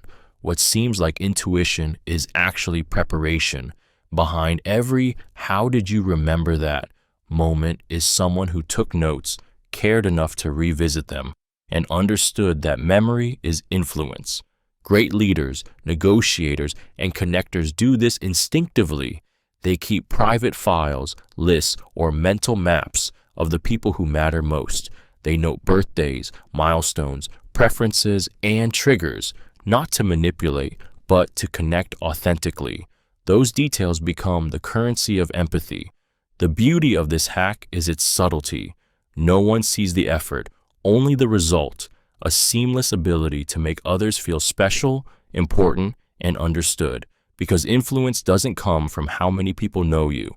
It comes from how deeply you know them. And in a world that forgets fast, remembering makes you unforgettable. Prepare a one-sentence introduction. Preparing a one-sentence intro is one of the most powerful yet subtle social hacks that give you the upper hand in any situation. First impressions form in seconds, and clarity wins every time. A sharp, confident introduction cuts through uncertainty and tells the world exactly who you are before they decide for you. When you can describe yourself in one clean, compelling line, you project direction, confidence, and purpose, all without saying much at all. Psychologically, brevity signals certainty. The human brain associates clear, concise speech with intelligence and leadership. When you ramble or over-explain, people subconsciously assume you're unsure of your value. But when your introduction is short, smooth, and intentional, I help brands turn attention into loyalty, or I design systems that make work feel human, you anchor perception instantly. You become memorable because you made understanding you effortless. This hack works because of processing fluency. People trust what's easy to grasp. A single well-crafted sentence doesn't just communicate. It sticks. It invites curiosity instead of confusion, sparking the kind of questions that lead to deeper conversations. But the magic is in tone and delivery. You don't recite your intro, you own it. It should sound natural, confident, and adaptable to any setting. Whether you're meeting a stranger, pitching an idea, or stepping into a room full of decision makers, your one-sentence intro becomes your verbal handshake. It says, I know who I am, I know what I bring, and I'm worth remembering. Use yes and instead of but. Using yes and instead of but is one of the most powerful yet artful social hacks that give you the upper hand in any situation. It's a linguistic shift so small it feels invisible, yet it transforms how people receive your ideas. The word but erases everything that came before it. It tells the listener, you're wrong, here's what's right. Yes, and does the opposite. It affirms their perspective before adding yours, creating alignment instead of opposition. It's not manipulation, it's conversational judo. Psychologically, this hack works because it satisfies the human need for validation. People don't resist disagreement, they resist dismissal. When you start with yes, you tell their brain, you've been heard. When you follow with and, you invite collaboration instead of conflict. It keeps their defenses down and the dialogue alive. This is why improv actors, negotiators, and expert communicators use it instinctively. It turns tension into teamwork. Think of how differently these phrases land. I like your idea, but versus I like your idea, and what if we also? The first divides, the second expands. One closes the door, the other builds a bridge. Yes, and doesn't mean blind agreement. It's strategic empathy in motion. It acknowledges the other person's truth while gently guiding toward your own. In high-stakes conversations, this tiny verbal shift can reshape dynamics entirely. It turns adversaries into allies, debates into dialogues, and makes influence feel effortless because everyone loves being built upon, not torn down. Avoid filler words. Avoiding filler words is one of the most powerful yet disciplined social hacks that give you the upper hand in any situation. Words like and basically may seem harmless, but they silently erode authority, confidence, and clarity. Every filler is a crack in your delivery, a hesitation that tells the listener you're unsure, nervous, or seeking approval. When you strip them away, your speech sharpens, your pauses become intentional, your presence becomes commanding. Psychologically, people equate verbal control with mental control. A speaker who pauses instead of filling silence with noise projects thoughtfulness and credibility. The brain processes confident silence as power because it suggests composure under pressure. In contrast, fillers trigger a subconscious judgment that something's off, that the speaker is uncertain or unprepared. Even if your message is brilliant, filler words dilute the impact until it sounds forgettable. The key is awareness. Filler words often leak out when we fear silence or rush to fill space. But silence, used well, is persuasive. When you pause, the listener leans in. You give weight to your next word. Each sentence lands with purpose. That rhythm, the cadence of confidence, makes your message feel deliberate and trustworthy. Master communicators aren't just fluent, They're economical. They understand that influence isn't in the volume of words, but in their precision. Every time you replace a filler with a pause, you claim your power back from uncertainty. Because in communication, clarity is authority, and authority is silent, not scattered. Share credit generously. Sharing credit generously is one of the most powerful yet subtle social hacks that give you the upper hand in any situation. It's the paradox of influence. The more recognition you give away, the more respect flows back to you. People are drawn to those who make them feel seen, valued, and essential. And when you lift others publicly, you rise quietly with them. Generosity and recognition builds loyalty that no title or authority can command. Human psychology thrives on validation. When someone's contribution is acknowledged, their brain releases dopamine and serotonin, the same chemicals linked to pride and motivation. It's not just flattery, it's fuel. By sharing credit, you create a culture of gratitude around you, one where people want to work with you, not just for you. That's why true leaders don't hoard praise. They distribute it like oxygen, letting everyone breathe a little easier in their presence. The impact is deeper than morale. It's strategy. People who feel credited become allies who defend your name when you're not in the room. They repay recognition with trust, effort, and loyalty. Sharing credit also signals confidence. Only the insecure need to own every win. When you highlight others, you show that your value doesn't shrink when others shine. It expands. But this hack only works when it's real. Empty praise feels manipulative. Sincere acknowledgement feels magnetic. Remember details, name names. Be specific about what they did and why it mattered, because the moment you make someone feel irreplaceable, they'll never forget who made them feel that way. And that's how quiet gratitude turns into lasting power. Anticipate objections early. Anticipating objections early is one of the most powerful yet subtle social hacks that give you the upper hand in any situation. It's the art of addressing doubt before it surfaces, of neutralizing resistance before it hardens. When you bring up the concern someone is silently holding, you don't lose control, you take it. You shift from defense to leadership. People stop bracing for persuasion and start trusting your honesty. Psychologically, this works because of the inoculation effect.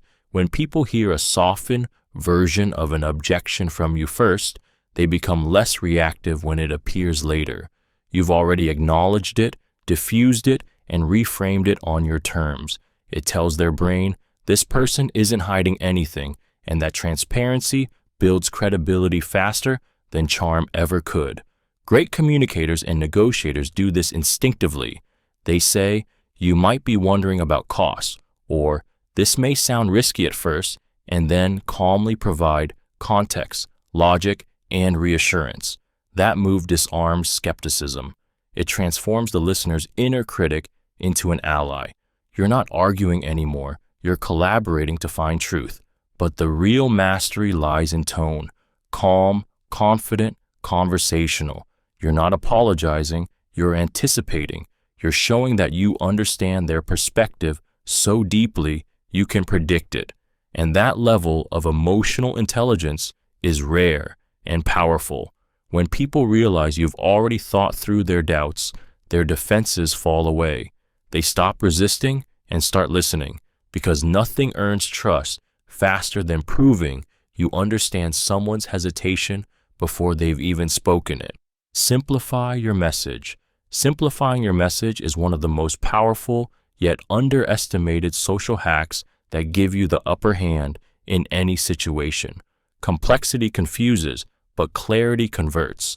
The human brain is wired to favor simplicity. It seeks patterns, not puzzles. When you speak with precision and purpose, people don't just understand you, they believe you. A clear message cuts through noise like a signal in static. It makes you sound confident, credible, and in control.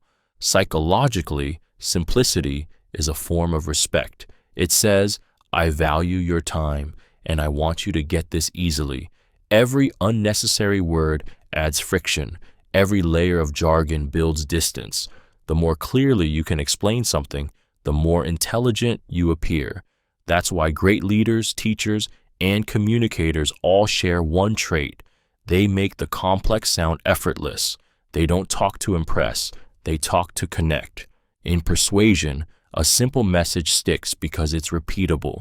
People can only remember and retell what they can easily recall. If your idea requires decoding, it dies on contact.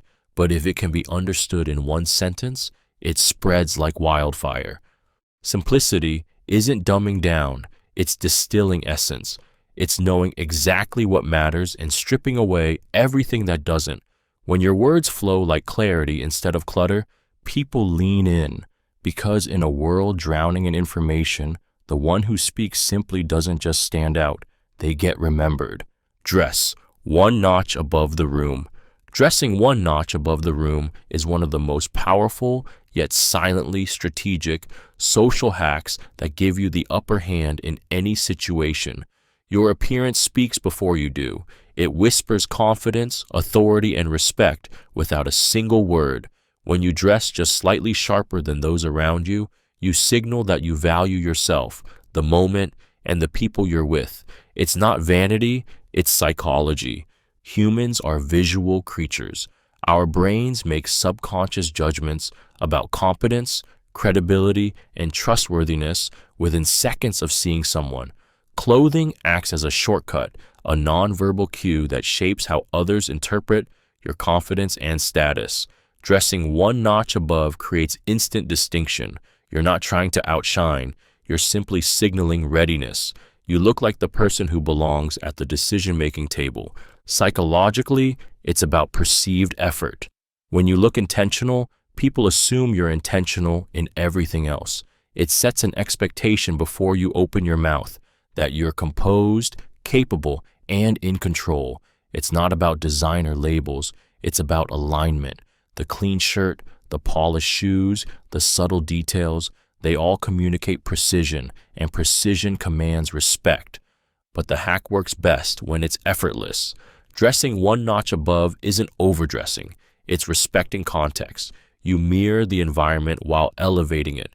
The goal is presence, not pretense, because when your appearance reflects quiet confidence, you don't have to announce your worth.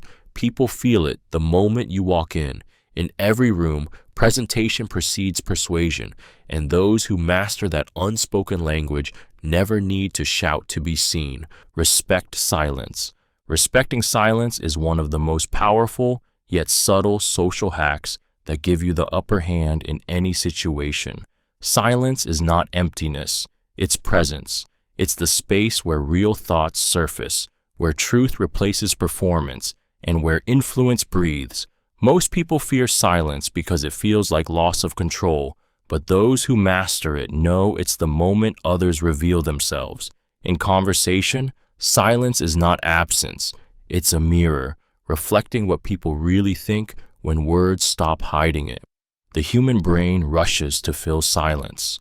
When pauses stretch, discomfort grows, and that tension pulls truth to the surface. Negotiators, therapists, and great communicators understand this instinct deeply.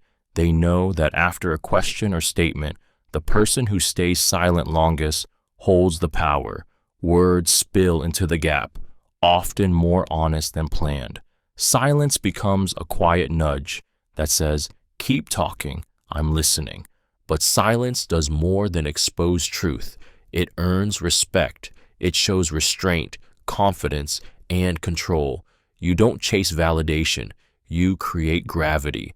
People start to measure their words more carefully around you because your stillness demands thought, not noise. It's emotional composure disguised as simplicity. Respecting silence isn't about intimidation, it's about intention. You pause to think, to feel, to let meaning settle. You give space for others to process instead of rushing to fill it, because silence, when owned, isn't awkward, it's magnetic. In a world addicted to noise, the person comfortable with quiet doesn't just speak with power, they command it. Ask for small commitments. Asking for small commitments is one of the most powerful yet subtle social hacks that give you the upper hand in any situation. It's the psychology of momentum, getting someone to move an inch before asking them to take a mile. The human brain craves consistency. Once a person takes a small step in your direction, they become far more likely to take a bigger one later. That first yes, even if tiny, rewires their mind to align with the path you've set. Psychologists call this the foot in the door effect. When you start with something easy like, "Can I get your quick feedback?" or "Would you be open to a short call?" you lower resistance. The request feels safe, low pressure, and effortless. But once they agree, their subconscious wants to stay consistent with that choice. They begin to justify their cooperation, not to you, but to themselves. And that's the moment influence begins. Small commitments build trust because they feel voluntary. You're not forcing compliance, you're guiding comfort. Each micro-agreement strengthens rapport, builds confidence, and makes the next ask feel natural instead of demanding. It's not manipulation, it's rhythm. The secret lies in pacing. Don't rush the escalation. Let each yes settle, each action reinforce your credibility. Whether in business, relationships, or persuasion, success rarely comes from giant leaps. It comes from steady steps. Because once someone starts walking with you, even just one small step, their mind quietly decides, "I'm already on this path. Might as well see where it leads." Listen for what's not said. Listening for what's not said is one of the most powerful, yet quietly perceptive, social hacks that give you the upper hand in any situation. True understanding doesn't live in the words people choose. It hides in the ones they avoid. The pauses, hesitations, and shifts in tone often reveal more truth than any polished sentence ever could. When you learn to hear silence as part of the conversation, you stop reacting to what's spoken and start connecting to what's real. Psychologically, people reveal themselves through omission.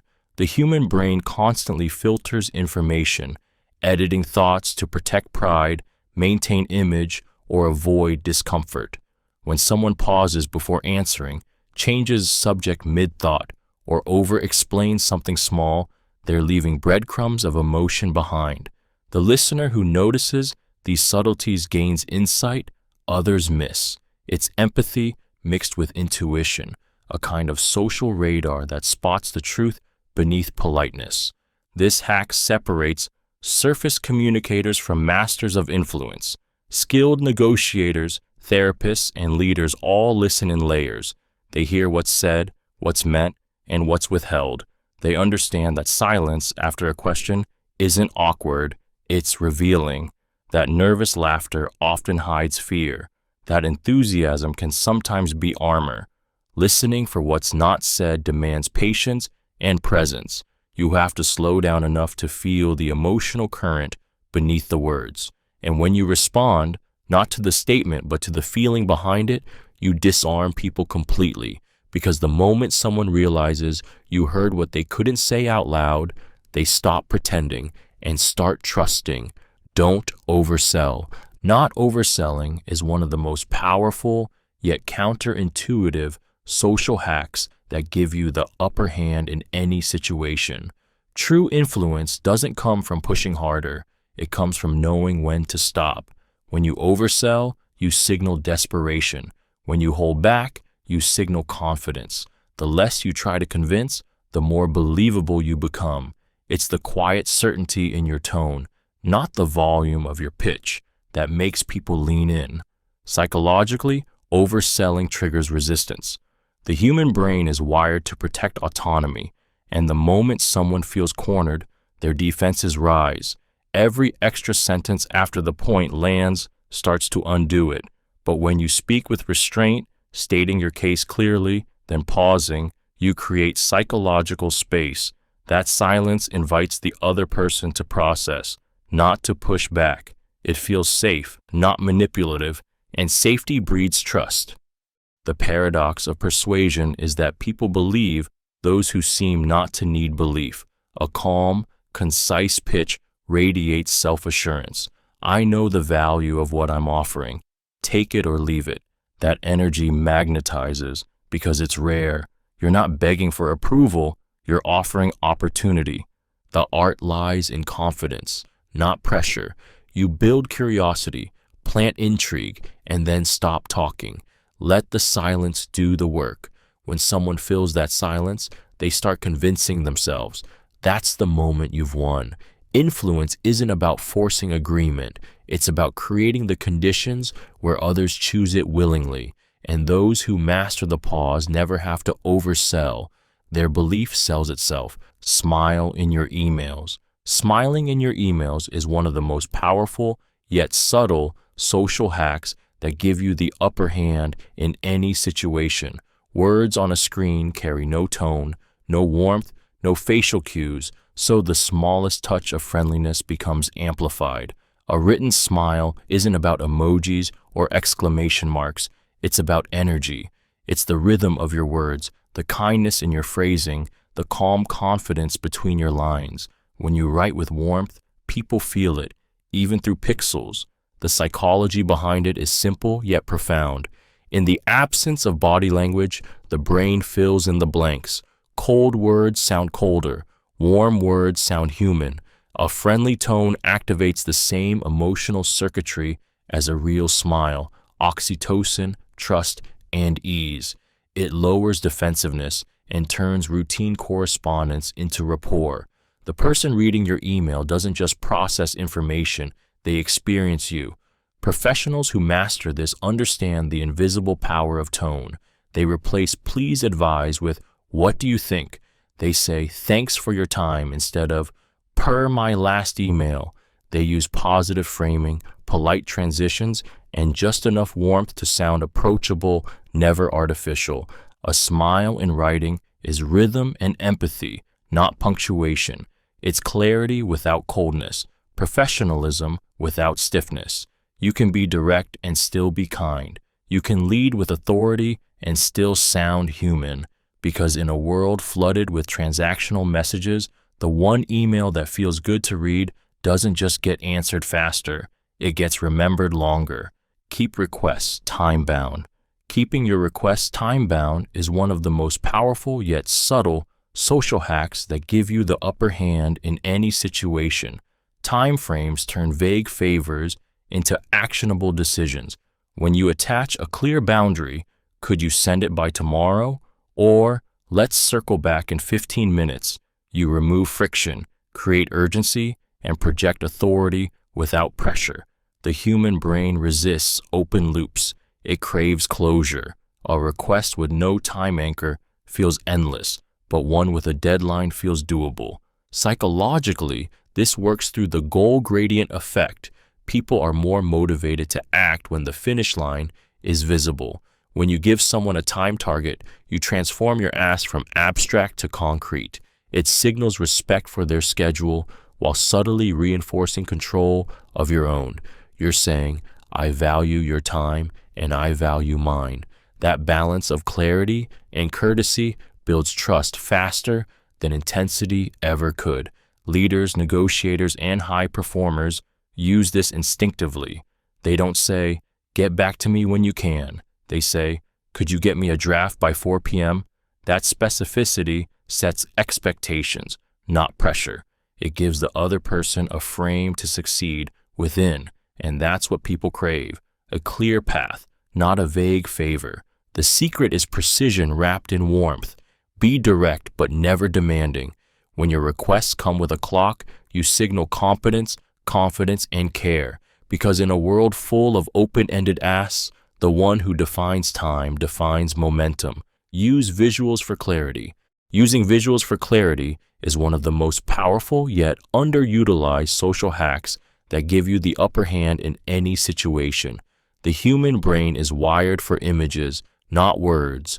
Over 80% of what we perceive and remember is visual. When you turn abstract ideas into something people can see, you turn confusion into comprehension and attention into agreement. A single well-chosen visual can do what 1,000 words can't. Make people get it instantly. Psychologically, visuals anchor understanding. They give the brain something solid to hold on to. transforming information into imagery. That's why memory champions use mental pictures to recall data, and why great speakers sketch ideas in the air with their hands. When someone can visualize your message, they no longer just hear it, they experience it, and experience is what makes things stick. Leaders, teachers, and negotiators who master this know how to translate complexity into imagery. A quick sketch, a metaphor, a simple chart, even a gesture that maps out an idea. Visuals lower cognitive load, calm the analytical mind, and ignite emotional engagement all at once. They bridge logic and feeling, the two halves of persuasion. But clarity demands restraint. Overloading slides, data, or designs only muddies meaning.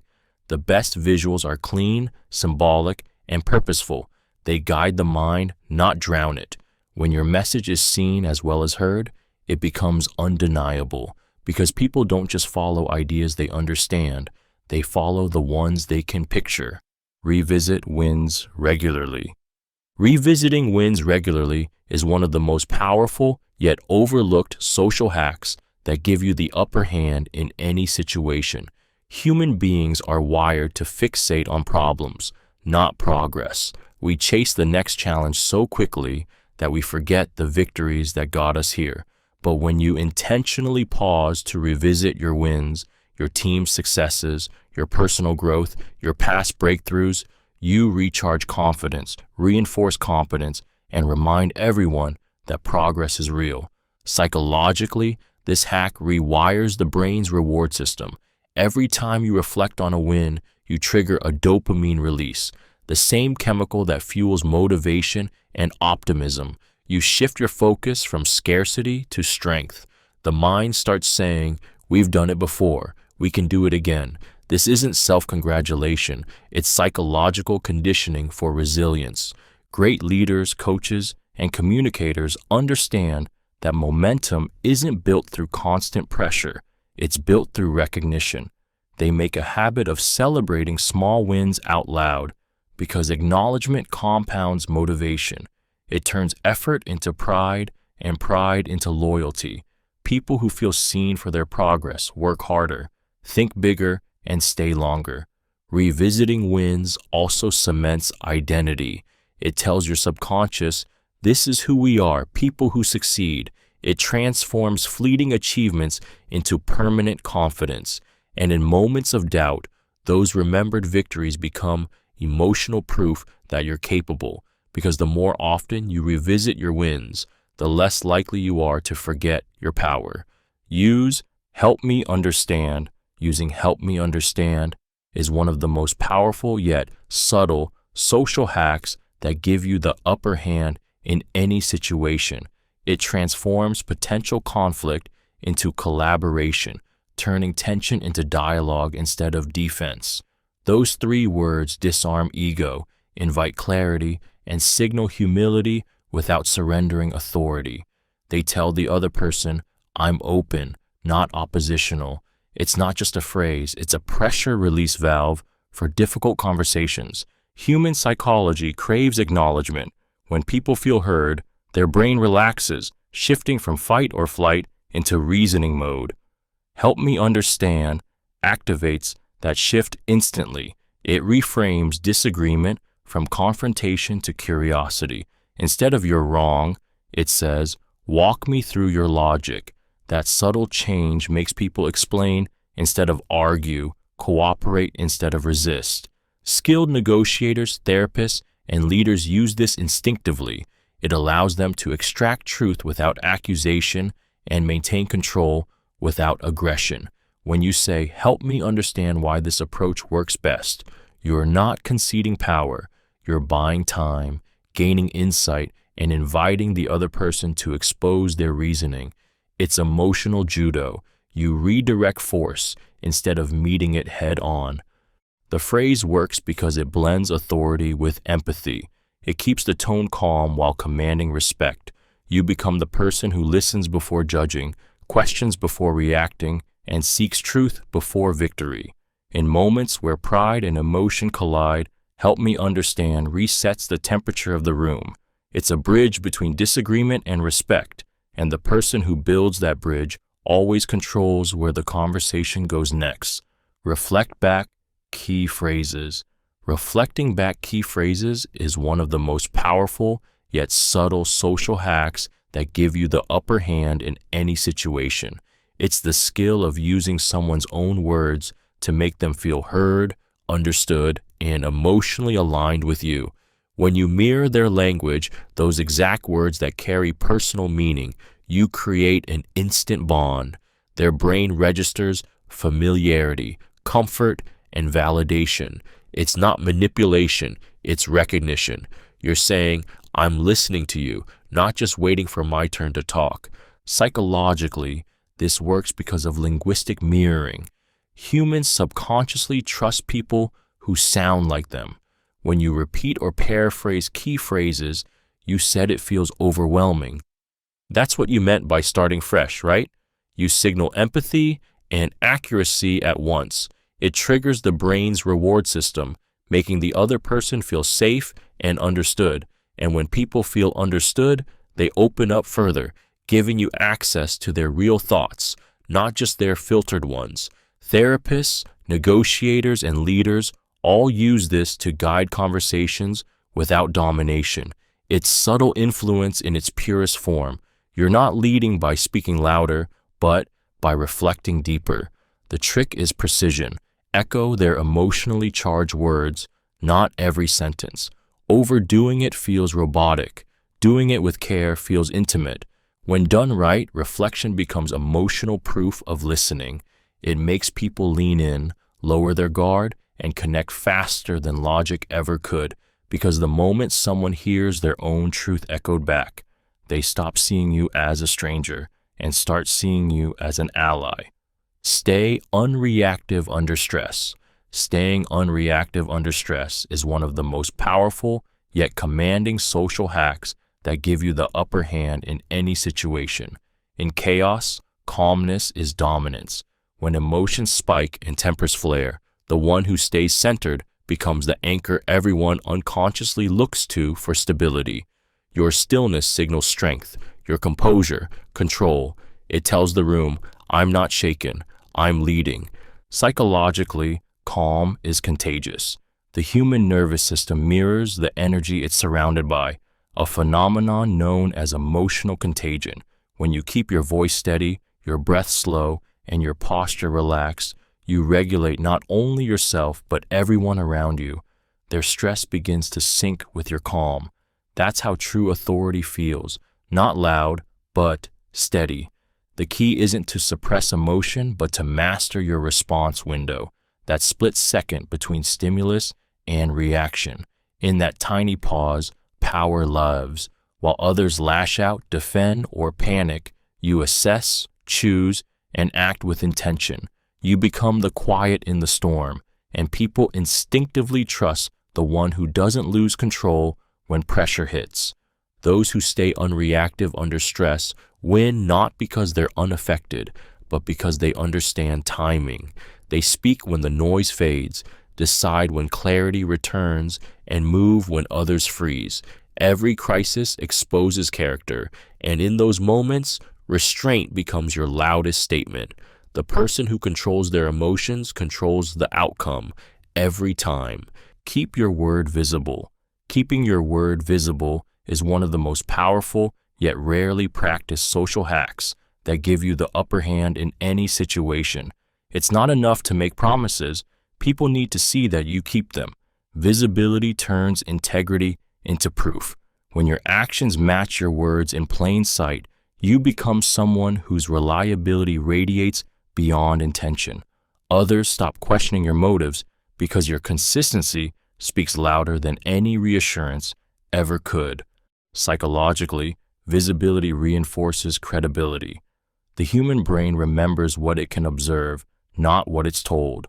When people see you deliver, showing up on time, following through, meeting deadlines, they subconsciously link your name to trust. That association becomes emotional currency. It's why those who quietly but consistently honor their word rise in influence without ever demanding it. They let evidence do the talking. Keeping your word visible also builds self-respect. Every public commitment kept becomes a small victory for discipline and character. It strengthens your internal belief system, turning promises into habits and habits into identity. You start to feel reliable, and that energy changes how others respond to you. But the real power lies in the subtlety. You don't announce integrity, you demonstrate it. The way you follow up after a meeting, the way you deliver earlier than expected, the way you remember what you said. These moments create quiet authority. In a world full of talkers, visibility is your advantage. When your word can be seen, not just heard, you stop chasing credibility and it starts chasing you. Be the first to follow up.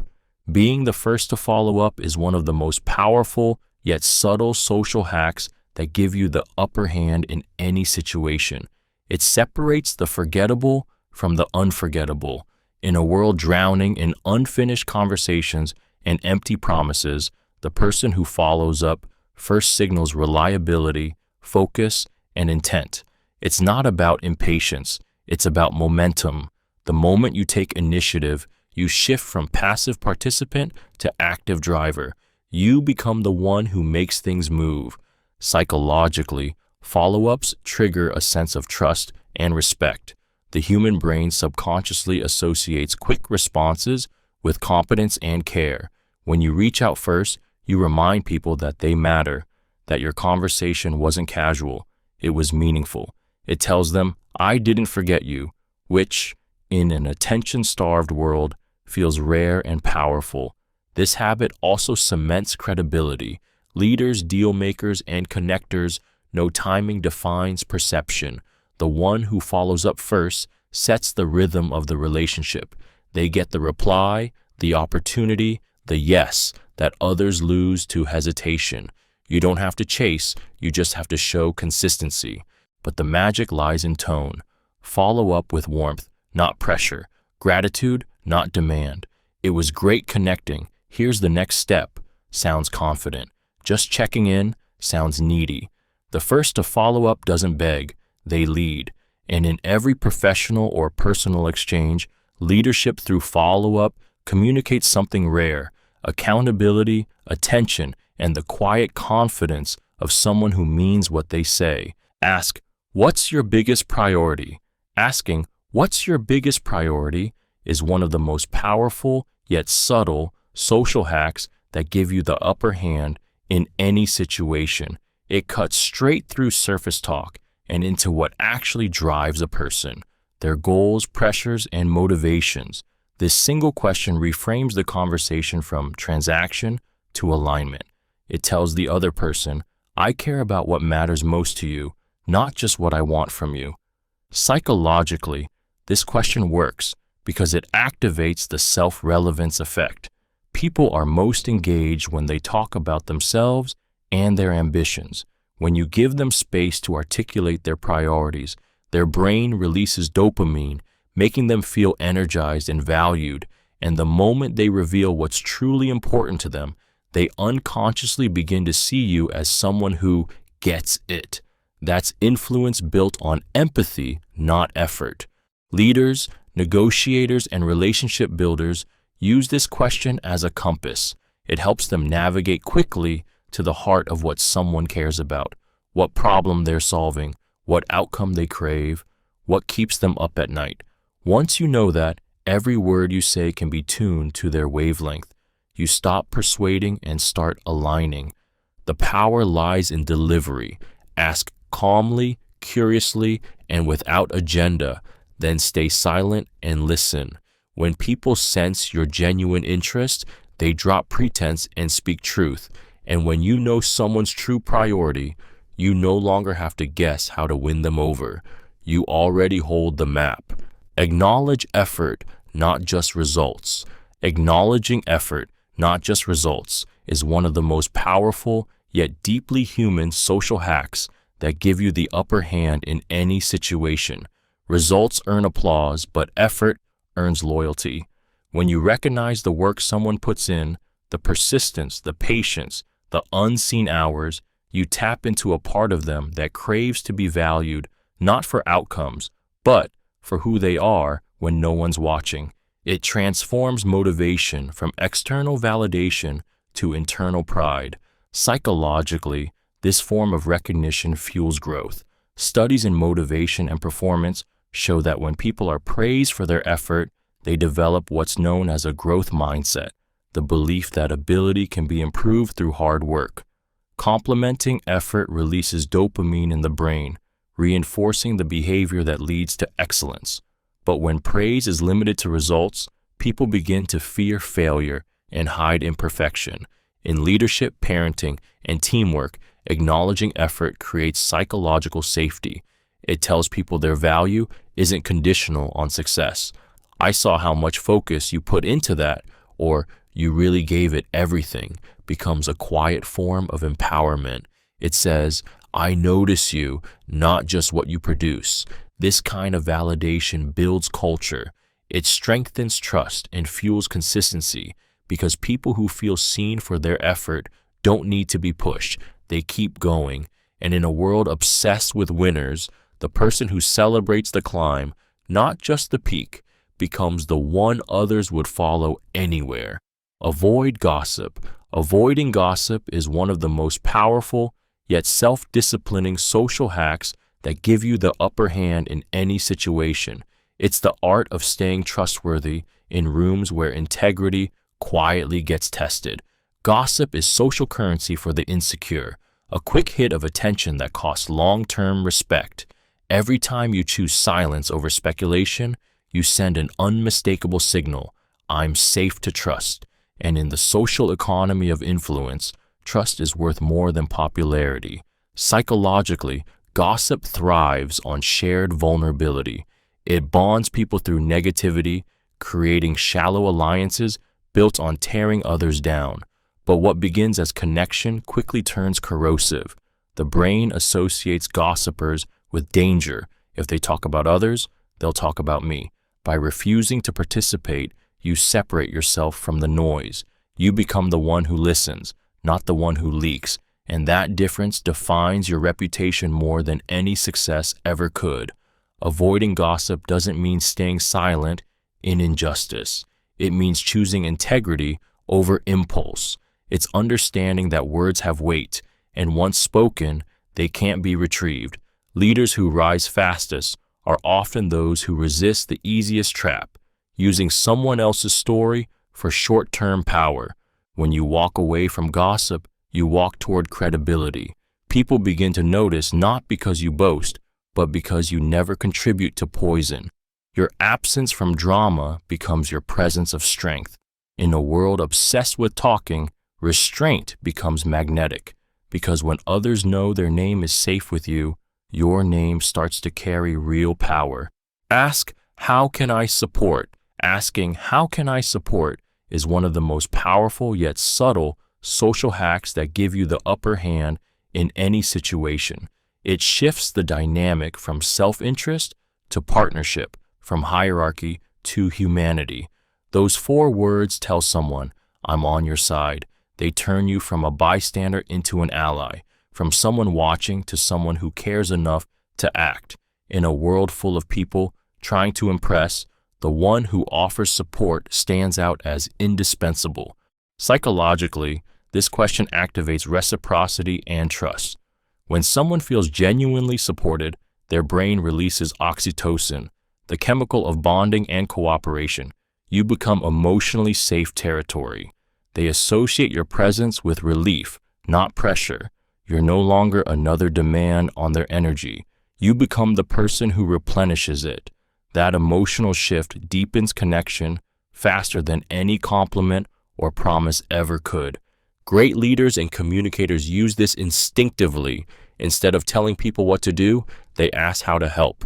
It transforms authority into empathy and influence into collaboration. How can I support puts the spotlight on the other person's needs, revealing what truly matters to them. And when you meet those needs, even in small ways, you earn loyalty that no title can buy. But the key is sincerity. Don't ask to sound nice, ask to act. The power of this phrase comes from follow-through. When people see you deliver on what they didn't even have to ask for, they stop viewing you as just an acquaintance or colleague. You become something far rarer, someone they trust to have their back, even when they're not in the room. Keep texts short. Keeping text short is one of the most powerful yet subtle social hacks that give you the upper hand in any situation. In a world addicted to speed, brevity is respect. A short message says, I value your time, I know what I want, and I communicate clearly. Long texts feel like effort. Short texts feel like confidence. The fewer words you use, the louder they land. Psychologically, this works because of processing fluency, the brain's preference for simplicity. When something is easy to read, it feels more trustworthy, more professional, and more genuine. A crisp text signals decisiveness. A rambling one suggests hesitation. Let's meet at 3 carries far more authority than a paragraph of explanations. People subconsciously associate concise communication with competence, focus, and leadership. Short texts also create intrigue. They leave space for curiosity and response instead of overwhelming the recipient with detail. When you say less, people lean in more. It's conversational gravity. The mind wants to fill what's left unsaid. That's why great communicators master the pause as much as the phrase. But brevity should never be cold. The secret is warmth in efficiency. A quick greeting, a kind tone, a clear point. Appreciate your time. Talk soon lands softer than a wall of text ever could. The real power of a short message isn't in what it omits, but in what it implies, that you're clear, confident, and composed. In texting, as in life, the few who can say more with less always stand out. Use genuine compliments. Using genuine compliments is one of the most powerful yet gracefully disarming social hacks that give you the upper hand in any situation. A true compliment is more than flattery. It's emotional recognition. When done right, it lands like sunlight, warm, unexpected, and unforgettable. People can sense sincerity instantly, and a compliment born from genuine observation creates an immediate bond that manipulation never can. It tells the other person, I see you for something real. Psychologically, authenticity triggers trust. The brain is wired to detect insincerity. Fake praise activates skepticism, while honest appreciation releases oxytocin, the chemical of connection. That's why a single genuine compliment can shift an entire interaction. It bypasses social defenses, melts tension, and makes people more open to influence, cooperation, and goodwill. The secret lies in specificity.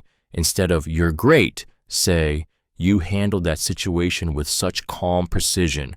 Instead of, nice job, say, the way you explained that made it easy for everyone to follow. Specific compliments prove you were paying attention, and attention is the rarest form of respect. Used wisely, genuine compliments don't just make others feel good. They elevate your presence. They show confidence, empathy, and emotional awareness. People remember the ones who made them feel capable, seen, and appreciated, because long after the words fade, the feeling of being truly noticed lingers, and that feeling is where influence begins. Be transparent about limits. Being transparent about limits is one of the most powerful, yet disarmingly honest social hacks that give you the upper hand in any situation. It takes courage to say, I don't know, I can't right now, or that's beyond my capacity.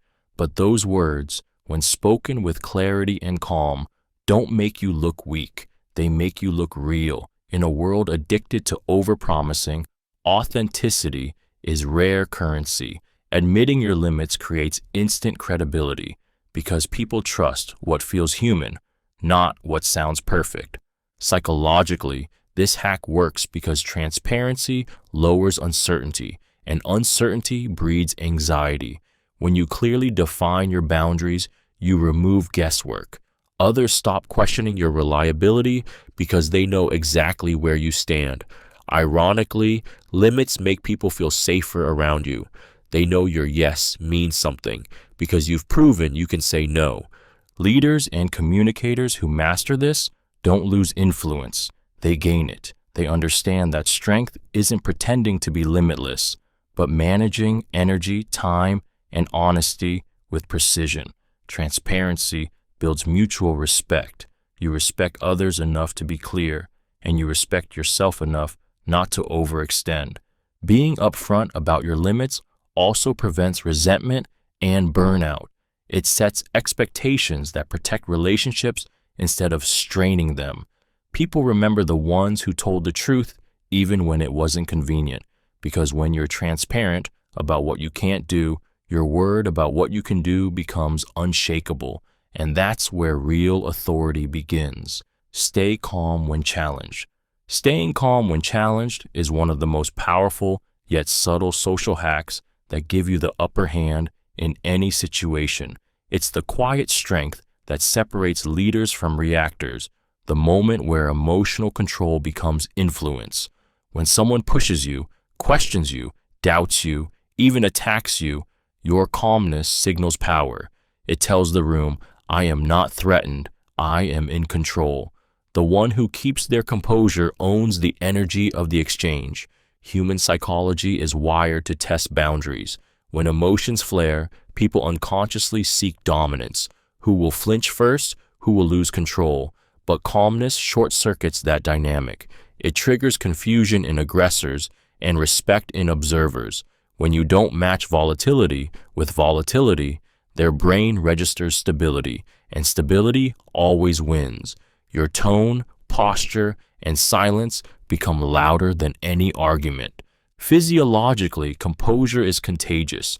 The steadier your breathing, the slower your words, the more you regulate the nervous systems around you. Others begin to mirror your calm without realizing it.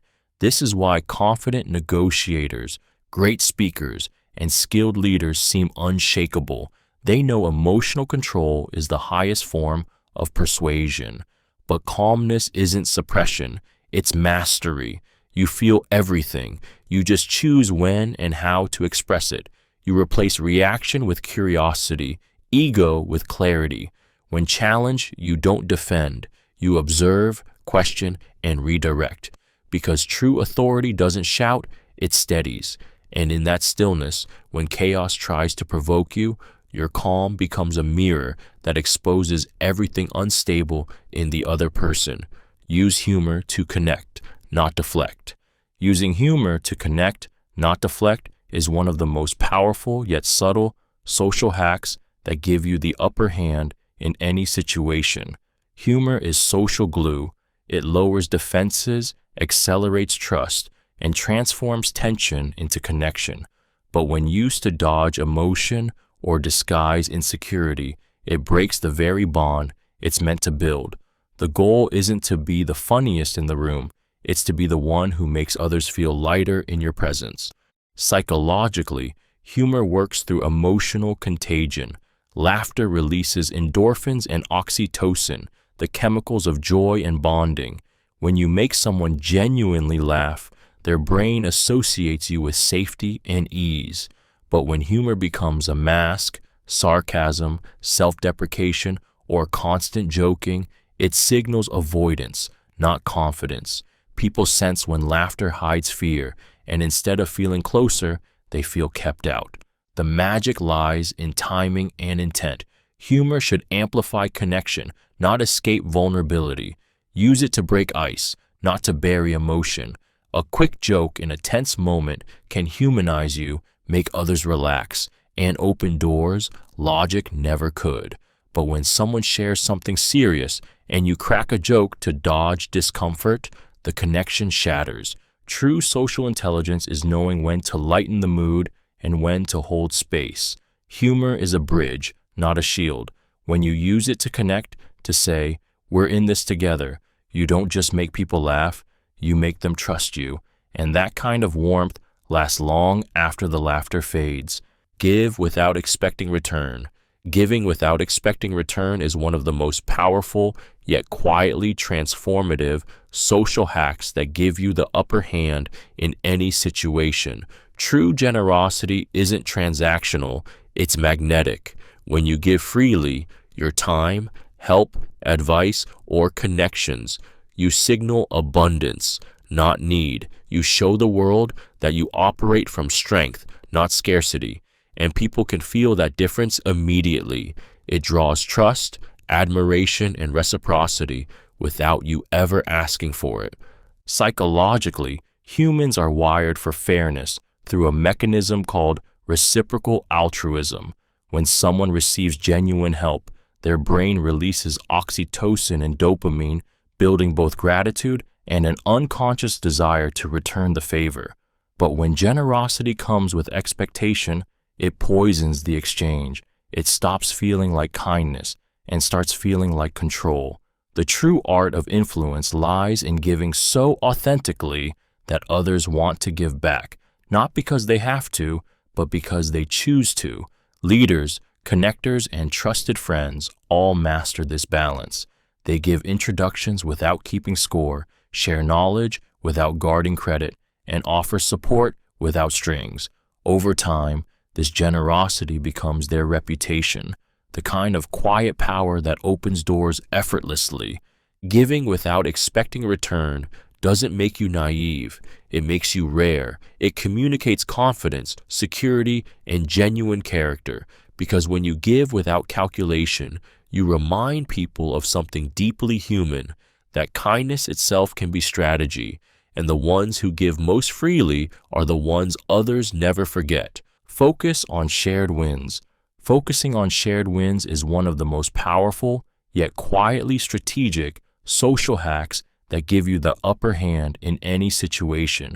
It's the ability to shift attention from "I succeeded" to "we succeeded," transforming moments of pride into collective energy. When people feel they're part of the victory, they don't just remember the result. They remember you as the one who made them feel included in it.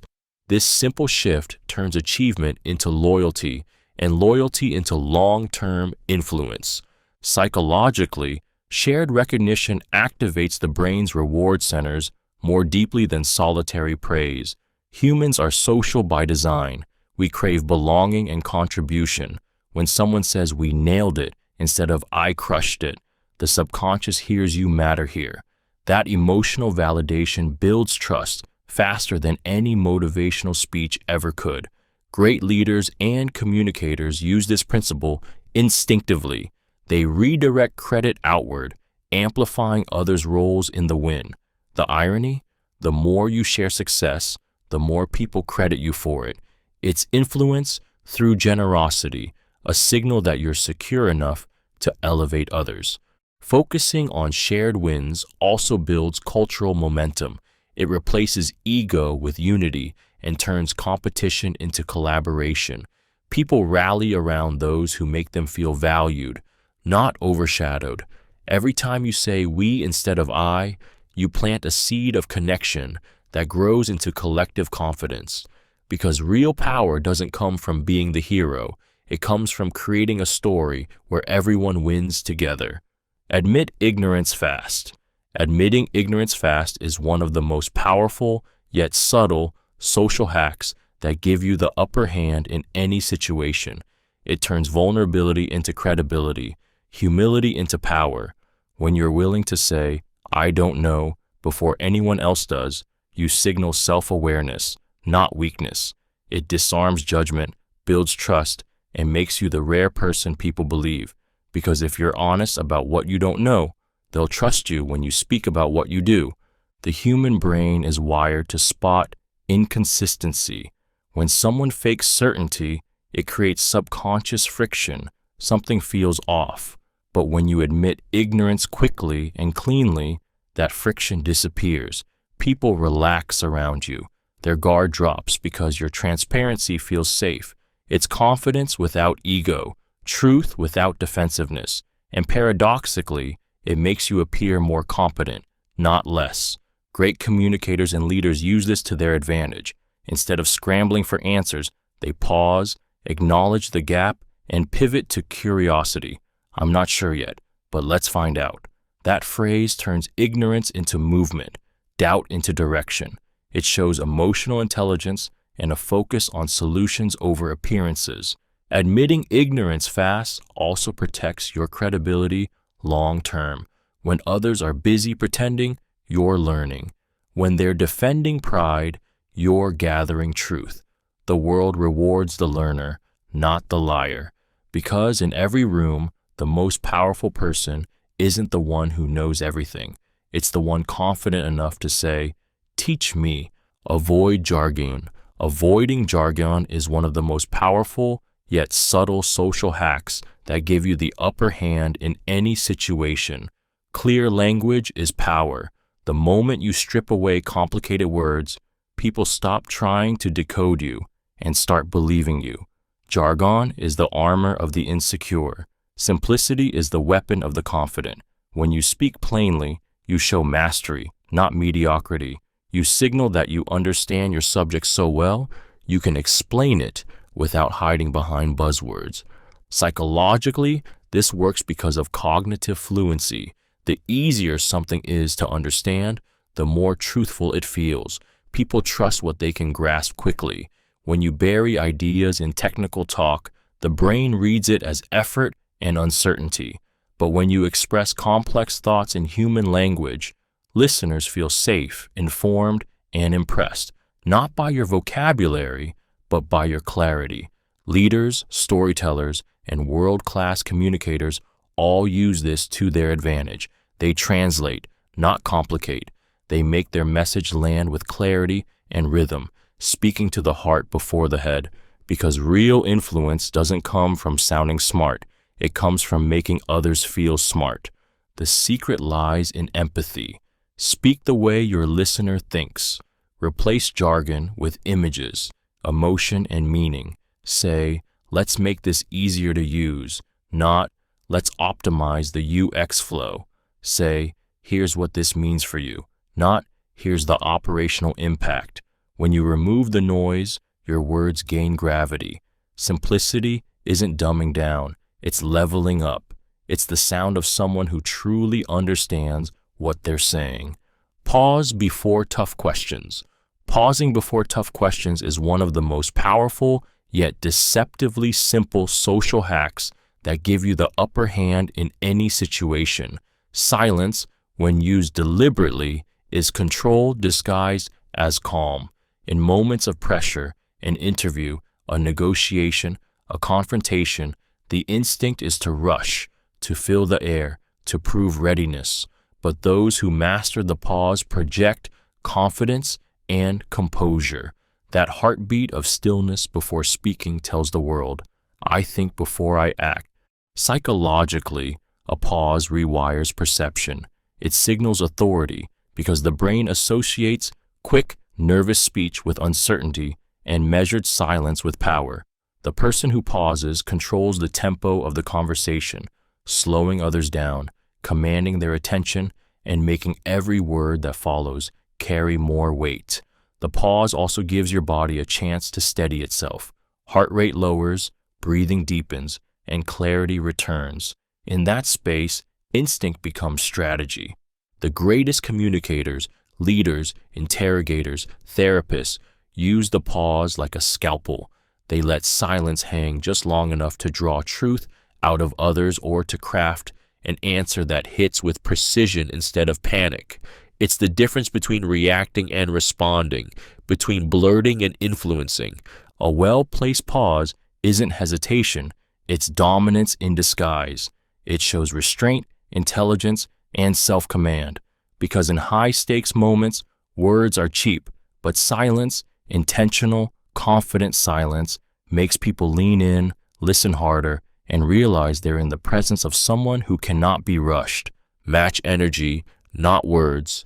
Matching energy, not words, is one of the most powerful yet emotionally intelligent social hacks that give you the upper hand in any situation. Words carry logic, but energy carries truth, and people respond far more to how you feel than to what you say. When you tune into someone's emotional frequency and mirror their energy, not by imitation, but by alignment, you create an instant sense of understanding. It's communication beyond language, connection without translation. Psychologically, this works because of emotional contagion, the brain's ability to sync moods through mirror neurons. When someone's energy feels matched, they subconsciously relax. They sense, you get me, whether they're excited, anxious, or calm. Your ability to meet their state before guiding it builds trust faster than persuasion ever could. You're not forcing connection, you're harmonizing with it. If a person speaks passionately, meet them with warmth and enthusiasm. If they're quiet or reflective, lower your tone and slow your rhythm. Matching energy doesn't mean copying, it means calibrating. You enter their world first, then gently lead them into yours. It's what great negotiators, therapists, and charismatic leaders do naturally. They don't overpower emotion, they attune to it. When you master this, conversations stop feeling like battles of opinion and start flowing like shared rhythm. People don't remember the exact words you spoke, but they never forget how your energy made them feel, because words inform, but energy transforms. Offer small favors freely. Offering small favors freely is one of the most powerful yet subtle social hacks that give you the upper hand in any situation. It's influence disguised as kindness, the art of creating goodwill without keeping score. A small favor, a quick intro, a helpful tip, a shared resource, plants the seed of reciprocity. It tells people, I thought of you, without demanding anything in return. Over time, those gestures compound into trust, loyalty, and quiet power. Human psychology is deeply anchored in reciprocity. When someone does something for us, even something small, our brain automatically creates a sense of indebtedness. It's not manipulation, it's human nature. The favor becomes a bond, a silent thread of connection. People begin to associate your name with generosity and reliability, and that reputation spreads faster than self-promotion ever could. The beauty of this hack is its scale. Small favors cost little, but carry emotional weight. Sending a useful article, remembering a preference, or helping someone make a key connection takes minutes, but echoes for months. It's these micro moments of thoughtfulness that make others root for you, defend you, and open doors without being asked. But the key is sincerity. Do it freely, not strategically. The moment your generosity feels transactional, the magic dies. The people who win long-term are those who give without expectation, knowing that influence isn't built by chasing returns, it's built by creating value first. Offer small favors often, expect nothing, and watch how the world quietly starts to return them tenfold. Speak last in groups. Speaking last in groups is one of the most powerful yet subtle social hacks that give you the upper hand in any situation. It's the art of patience disguised as power. While others rush to be heard, the one who waits listens, learns, and ultimately leads. By holding your voice until the end, you absorb the room's dynamics, its energy, hierarchy, and hidden motives. And when you finally speak, your words carry weight, because silence has already built your authority for you. Psychologically, this works because of the primacy of restraint. Humans equate composure with confidence. When you don't scramble for airtime, people assume you don't need validation. You already have it. They begin to listen differently. Your eventual contribution feels deliberate, distilled, and decisive. You become the anchor of the discussion rather than just another current in the noise. Great leaders and negotiators use this instinctively. They let others reveal their positions, biases, and blind spots first. Every word spoken before yours becomes information, ammo for clarity. Then, when you do speak, you can weave the thread that ties the room together. You're not reacting, you're resolving. The secret lies in presence. Don't retreat. Observe. Watch body language, tone, and timing. When you finally speak, echo what matters, correct what doesn't, and move the group forward. Speaking last isn't about being quiet, it's about being strategic, because in every room full of voices, the one who waits to speak usually ends up saying what everyone else wishes they had. Keep posture grounded. Keeping your posture grounded is one of the most powerful, yet silently commanding social hacks that give you the upper hand in any situation. Long before words are spoken, your body speaks for you, and people listen to it instinctively. A grounded posture tells the world, I'm stable, I'm centered, and I'm not easily moved. It radiates confidence without aggression, presence without performance. In a room full of tension or noise, the one who stands still and sure instantly becomes the axis others revolve around. Psychologically, posture shapes perception and even emotion. Studies show that when you stand tall, with balanced shoulders, open chest, and steady breathing, your brain actually produces more testosterone and less cortisol, creating a natural sense of calm, authority. People feel that energy. They trust those who look anchored because grounded posture signals both physical and emotional stability. You become the calm in the chaos, the voice people turn to when everything else feels uncertain. The secret lies in stillness, not stiffness. True groundedness isn't rigid, it's relaxed strength. It's the quiet confidence of someone who knows they belong exactly where they are. Whether you're walking into a boardroom, speaking on stage, or confronting conflict, your body should feel connected. Feet firm, movements deliberate, gestures intentional. Grounded posture doesn't just influence how others see you, it transforms how you see yourself. When your body holds its power, your mind follows, and in every high-stakes moment, that physical stillness becomes your invisible armor, the unspoken message that says, without words, I've got this. End on gratitude. Ending on gratitude is one of the most powerful, yet gracefully strategic, social hacks that give you the upper hand in any situation. The way you close a conversation leaves a lasting, emotional imprint. People might forget your words, but they never forget how you made them feel. Gratitude softens endings, cements relationships, and turns ordinary interactions into meaningful ones. It tells the other person, I value this exchange, not just I needed it. Psychologically, gratitude triggers a surge of dopamine and serotonin, the brain's feel-good chemicals, creating warmth, trust, and reciprocity. When you thank someone sincerely, their defenses lower, their mood lifts, and they subconsciously link that positive emotion to you. It's one of the simplest ways to be remembered, kindly and powerfully. Even a few words like, I really appreciate your time, or I'm grateful we talked, can shift a neutral interaction into a connection that lingers. Leaders, communicators, and influencers who master this understand timing. Ending on gratitude turns closure into continuity. It leaves the door open for future collaboration and goodwill. Gratitude reframes authority as humility. It shows strength rooted in awareness, not ego. But true gratitude isn't performative, it's felt. When it's spoken from sincerity, it lands like truth. People can sense when you mean it, and that's why it works. Every interaction you end with gratitude quietly teaches others that connection with you feels good.